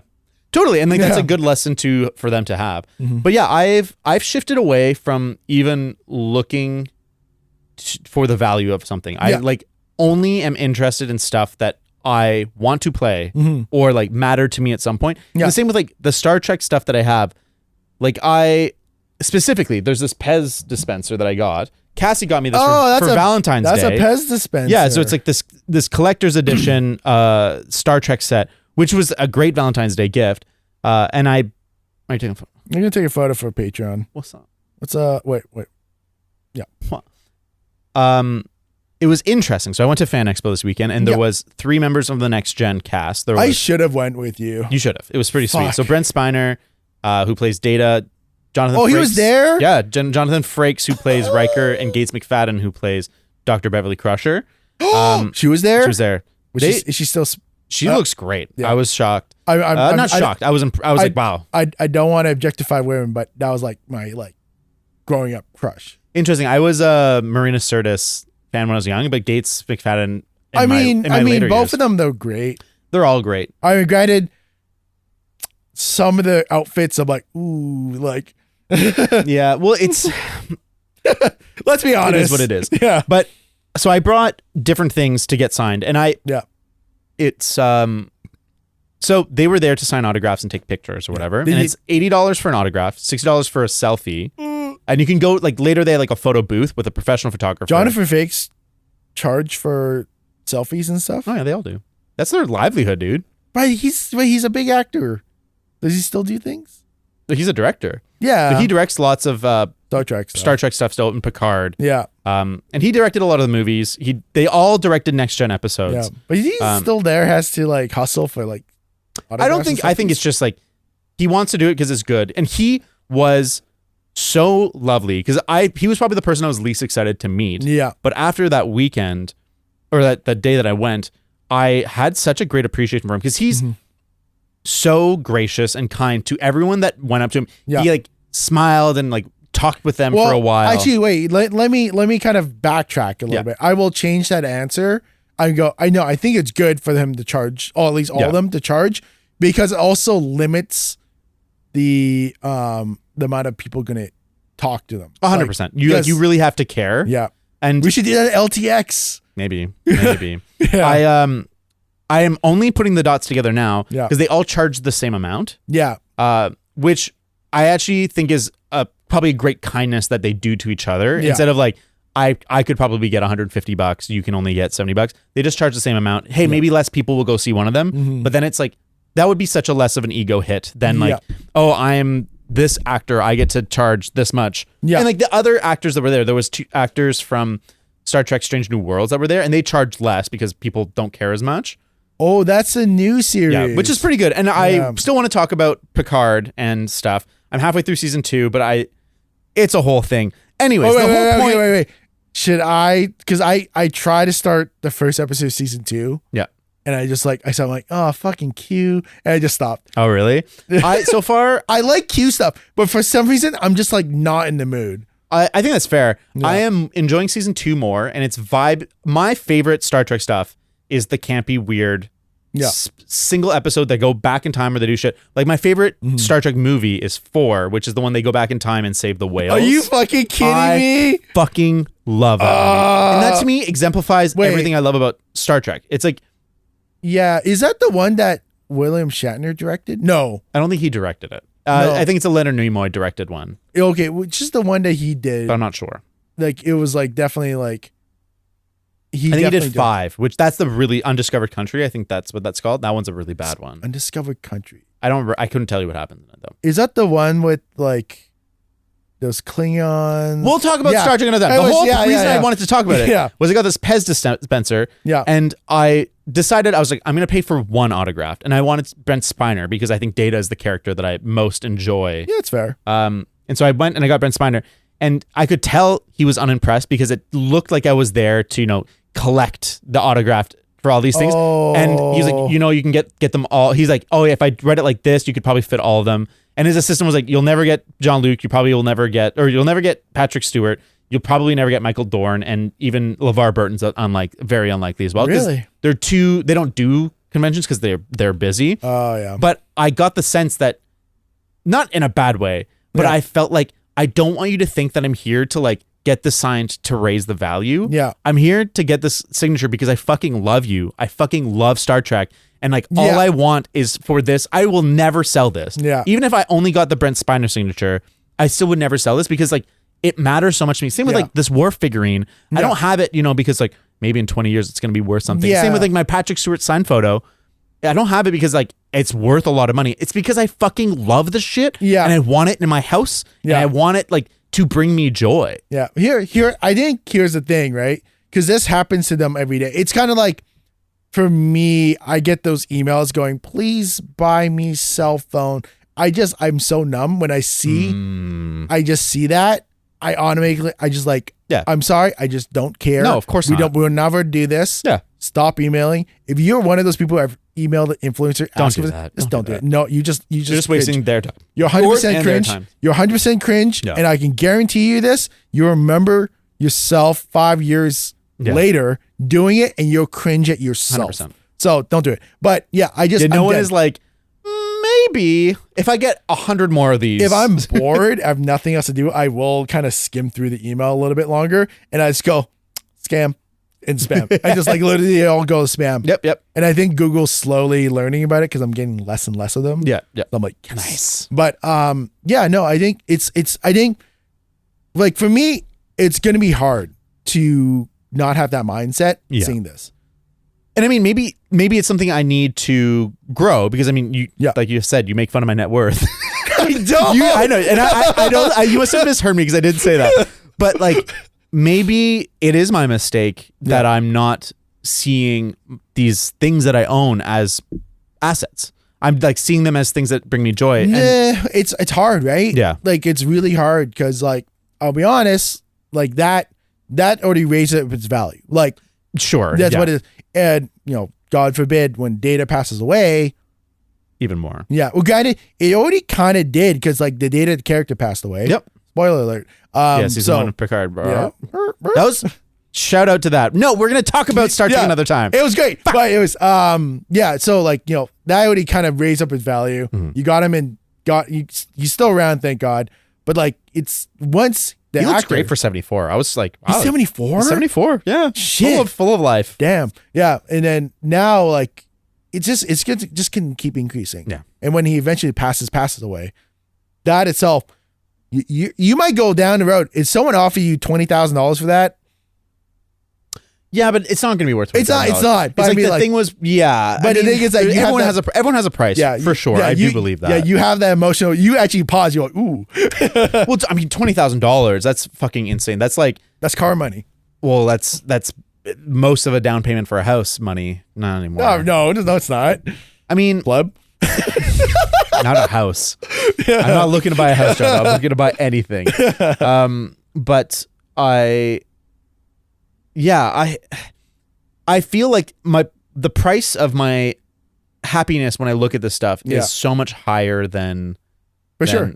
And it's like I have two from the first fan expo that I ever went to. I have a signed copy of the first Metal Gear in the collector's box with David Hayter. Yeah, and David Hayter signed it. Yeah. From my first fan expo that I went to, I got to meet both David Hayter and Jennifer Hale, who's the voice actor. She's the voice actress in a million things. Jennifer Hale. So she's Commander Shepard, like female Commander Shepard. Oh. But she's also in a million. If you look her up, you'll be like, wow, she's in everything. And I cherish these autographs so much. Whatever, they might be worth something, but I can't imagine ever getting to the point where I would sell them because it's a memory of that experience. And that's something that I find myself bad at. I'm bad at taking photos, and I'm bad at making mementos and memories of these things that I've done. And so they kind of just slowly fade away. Yeah. And when I look at these autographs, I'm like, I remember very specifically like looking at Jennifer Hale and like her giving me a pep talk of like, you can do anything you put your mind to. Like you're so full of potential. You had that Ratatouille moment. Exactly. And I'm like, oh yeah. And that is worth so much to me. Yes. Yeah. If someone came to me and was like, I want your Mass Effect 3 Steelbook version signed by Jennifer Hale. Here's $100,000. Yeah. I would have a very hard time to say no. Yeah. But that's not what it's worth. It's probably worth like $300, $400 bucks. I'll be honest. I framed that very unfairly. Yeah. Because that's a lot of it's like, even to me, like that's a lot of money. Yeah. Like, but if someone paid me what it's worth, $300 or whatever, probably not even that. Like, I'd be like, fuck you, suck a dick. Yeah. Like, not rudely, but I'd be like, no way. This is worth so much more to me than that. But here's the thing. It's like, okay, let's just say you had kids, and you're like retirement, like, 5, you have good 5 years left of your life. Would you start selling this stuff? Or would you give it to your kids to let them sell it? It depends. I would hope that at some point I inspired offspring to be excited by that stuff too. Like if I had, a grandson or a niece or whatever who was like, I love retro games. I think as soon as I found about that stuff, I would start giving them stuff. Yeah. Like I wouldn't give it all away, but I wouldn't hold back on like, hey, there's stuff that I do this. And like, you kind of feel it out. You're like, okay, you appreciate this stuff. You don't, and like, you don't give away like the high value stuff right away, but you kind of just like give them stuff that they can't afford when, at the end, I think this is important to me. At the end, I don't saddle anyone with my collection. Yeah. If there's someone that wants it, they'll have it, but I don't want like, you die and your spouse is like, I don't know what to fucking do with this. And they just like offload it to some estate sale place. Yeah. You get like 10% of what it's worth. And like, I don't want that idea. I want my collection to make people happy. And that's why I like selling stuff for below market rate. I like selling stuff to people that I know are excited about it and happy. Are you going to do this thing like, I can't remember what movie it was, but it's like you have like the worst game in the world and someone buys it at auctions, like you get the entire collection. Yeah. Oh, that sounds awesome. I'd love to do it's that. It's like Charlie and the Chocolate Factory kind of. I mean, I can't imagine doing that now because I need the money that is held up in this collection for real things. Yeah. But I would love to one day have like, enough money that I could give away that kind of shit. I would challenge you this. This is going to hurt, but like, I would say maybe like once a month, sell one game. Oh, I'm trying to sell more. I'm just bad at selling shit. Yeah, I have I probably have like $7,000-$8,000 worth of stuff just in a pile of like, it's time to get rid of this stuff. I probably like my Pokemon collection. I think I invested at least $15,000 into it. But I think if you valued it now, I think it's worth by like $25,000-$30,000. Yeah, but that's if you sell it individually. That's why if I sell it individually, and I will. Well, I think I'll hold on for 10. Like, just adding on to my piece of shit mentality. Stock market, baby. No.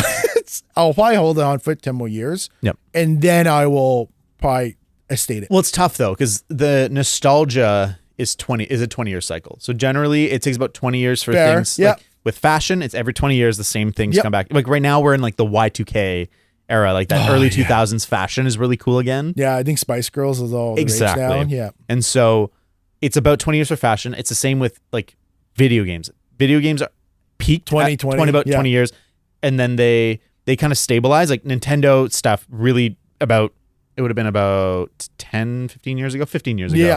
Original Nintendo stuff hit a big spike and then kind of leveled up. Super Nintendo stuff hit a big spike and then leveled out. Yep. And then PS1 stuff hit a big spike and now it's leveled out. There's stuff, it still goes up. Like Sega Saturn stuff has continued to go up as more and more people are like, wow, there's a lot of really fucking good games on the Saturn. Yeah. But we're now in the point where PS2 and Xbox stuff is going up really fast. Yeah. So yeah, I can definitely understand like maybe 10 years too short, but I'll check into it. Yeah, I think checking in is good. And then there's definitely some cards I would probably never sell. It's like, for example, on my stream, when I got the Charizard from Shining Fates, I did that on stream. That's pretty cool. And I freaked out. And so I've always said this publicly, I would never sell it. Like this is the card. It's a memory. It's a good memory. So yeah, but when I'm like 60, 70, when there's those people that are fans of me are dead probably, I don't know, whatever, I'll probably sell it. Yeah, fuck it. Who cares? Jono wants a Miati. You can't take it with you, and like you might as well enjoy.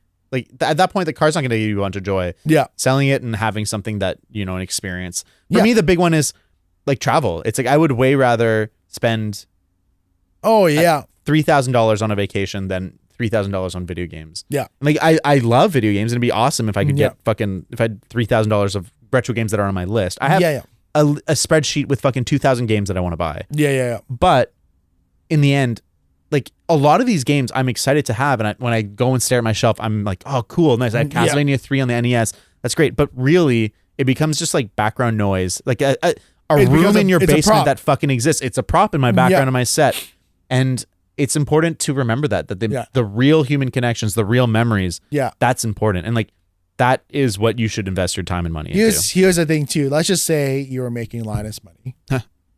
Let's just say, this podcast is going to be big, buddy. Yeah. Get on the grassroots at the Patreon. But let's just say you're making, that level of money. Sure. But you had the same amount of free time as you have right now. Yeah.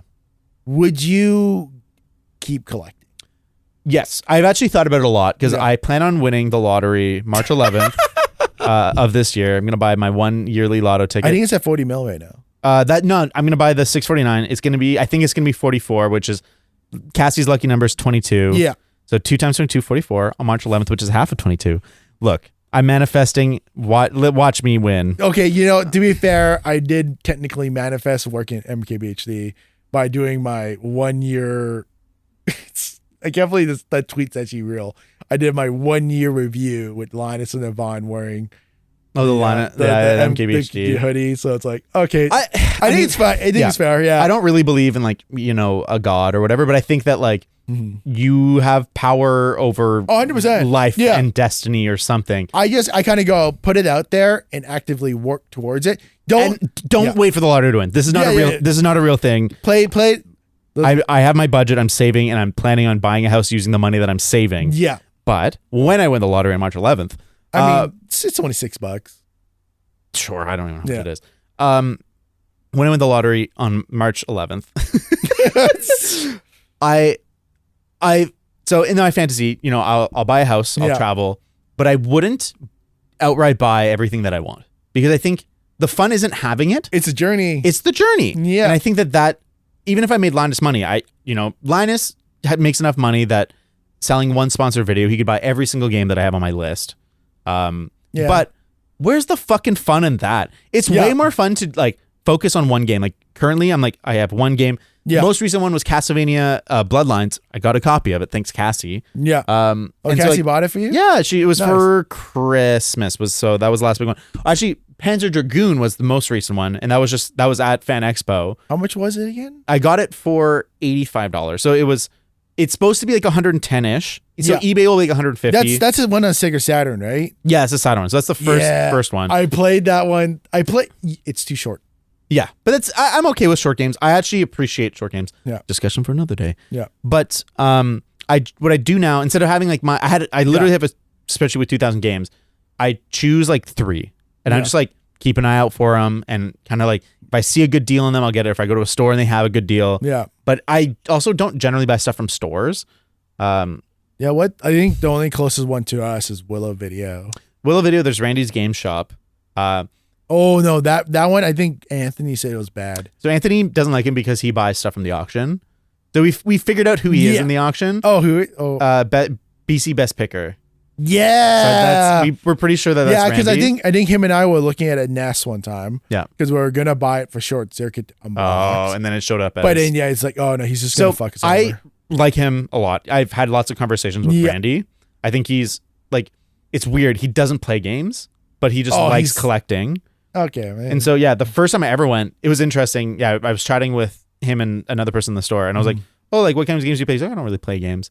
Just likes collecting. Yeah. But his store, there's a lot of really cool stuff. He just charges too much. Mm-hmm. There's a little wiggle room. And what I like is Cassie, when she, for last birthday, got me a copy of Castlevania Symphony of the Night and Castlevania Chronicles, which are both very expensive games. But she got them off Postmark? Poshmark. Yeah. That's what Jillian buys and sells. She got a really good deal of that, but then she wasn't able to test it.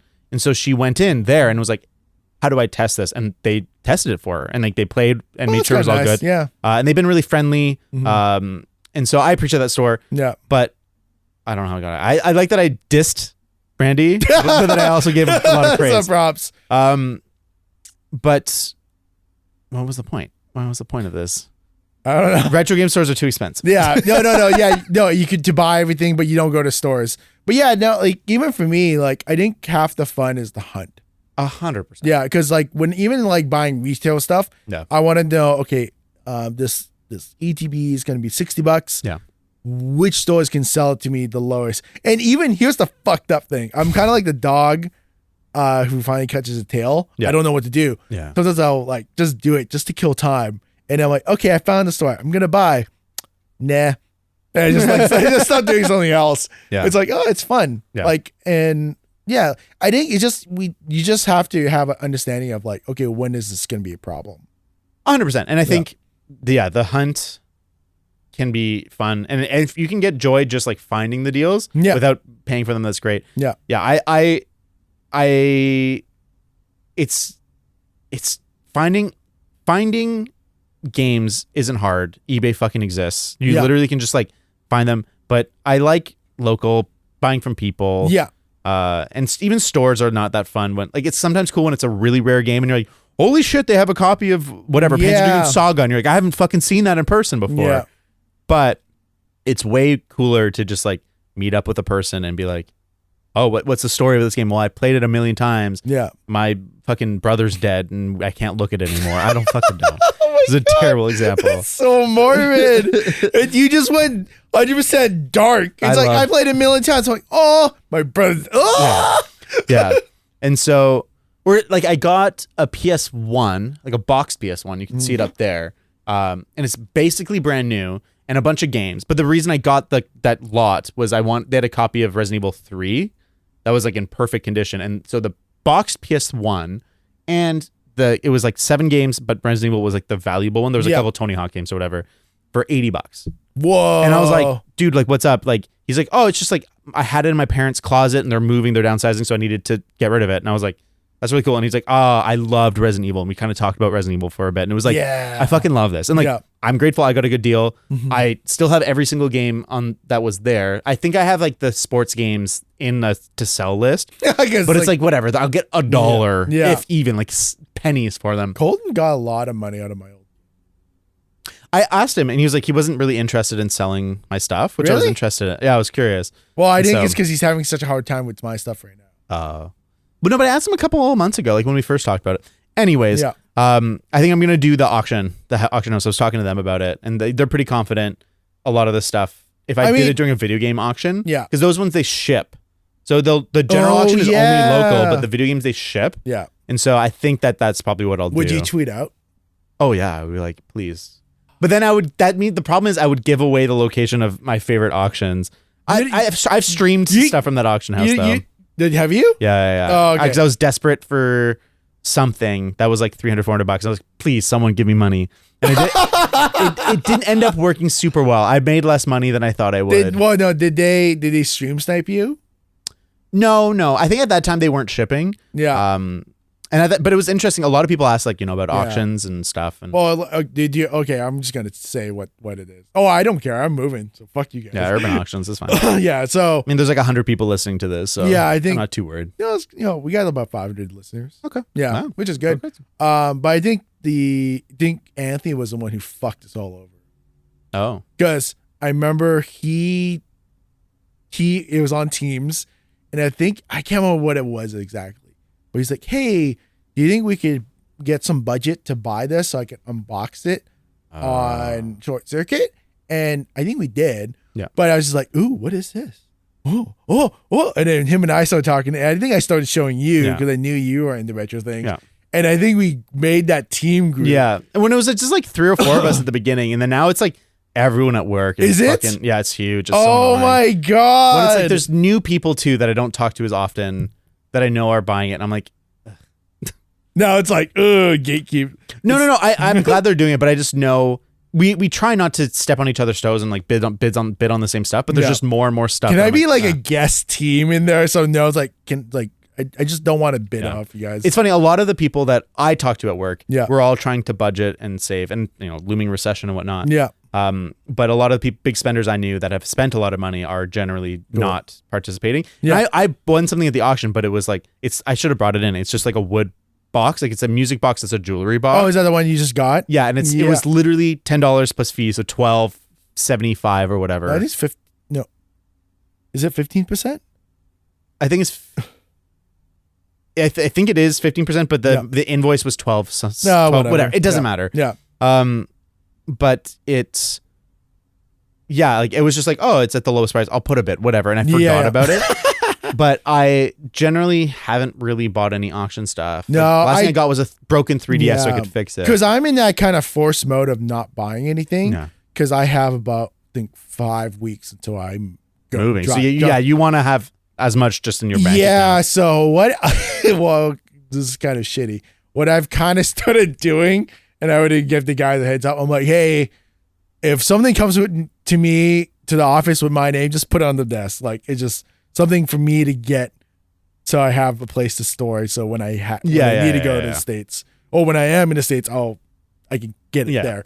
But it's like, so I have to kind of be careful because now I'm also thinking in US dollars, and I'm like, ooh, that thing is like not 60 Canadian, it's actually 40 American because I'm making American dollars now.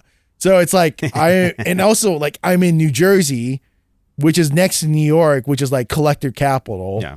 So it's like I need to be conscious about to where it goes. 100%. But anyways, we should end this. We should wrap it up. Yeah. Before we're collecting too many minutes in this episode. Too many. Well, how long has it been? 2 hours and 10 minutes. We'll probably cut it down to like hour 55. I don't know. The last one, I think, well, not our last episode because we had a little gap, but I think that was 2 minutes and people listened to it. Oh, I'm not even worried about that. It's more that like there's just dead space and stuff. Yeah, it's fair. Anyways, fair. But follow us on Twitter at think let's wing pod. Let's Wing Pod. And Instagram is probably the same. Have we posted anything on Instagram? That reel. Oh shit. Yeah, like we did actually.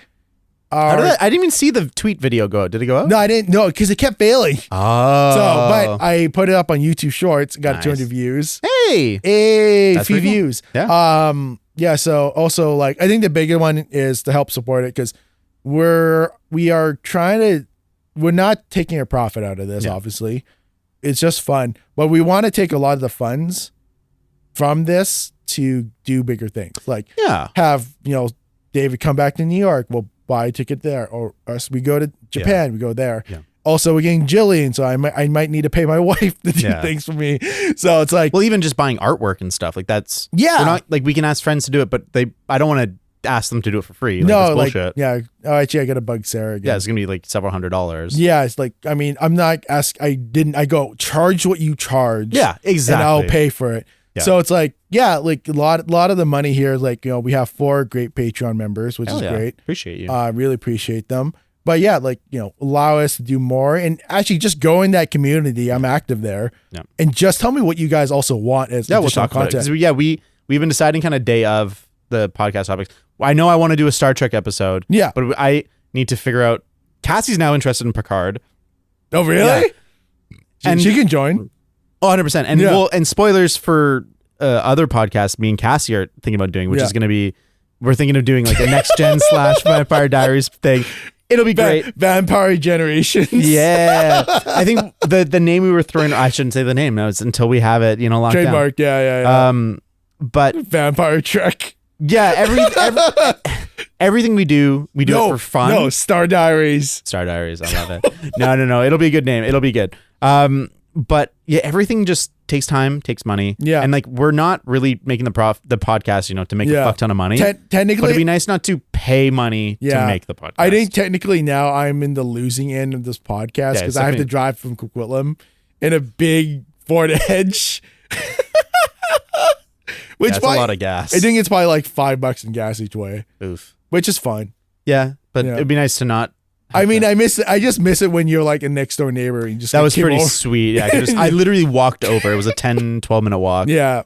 But it's fun. Like we're trying to do new things. And honestly, if you want to email us, it's like letswingitpod22@gmail.com. Yeah.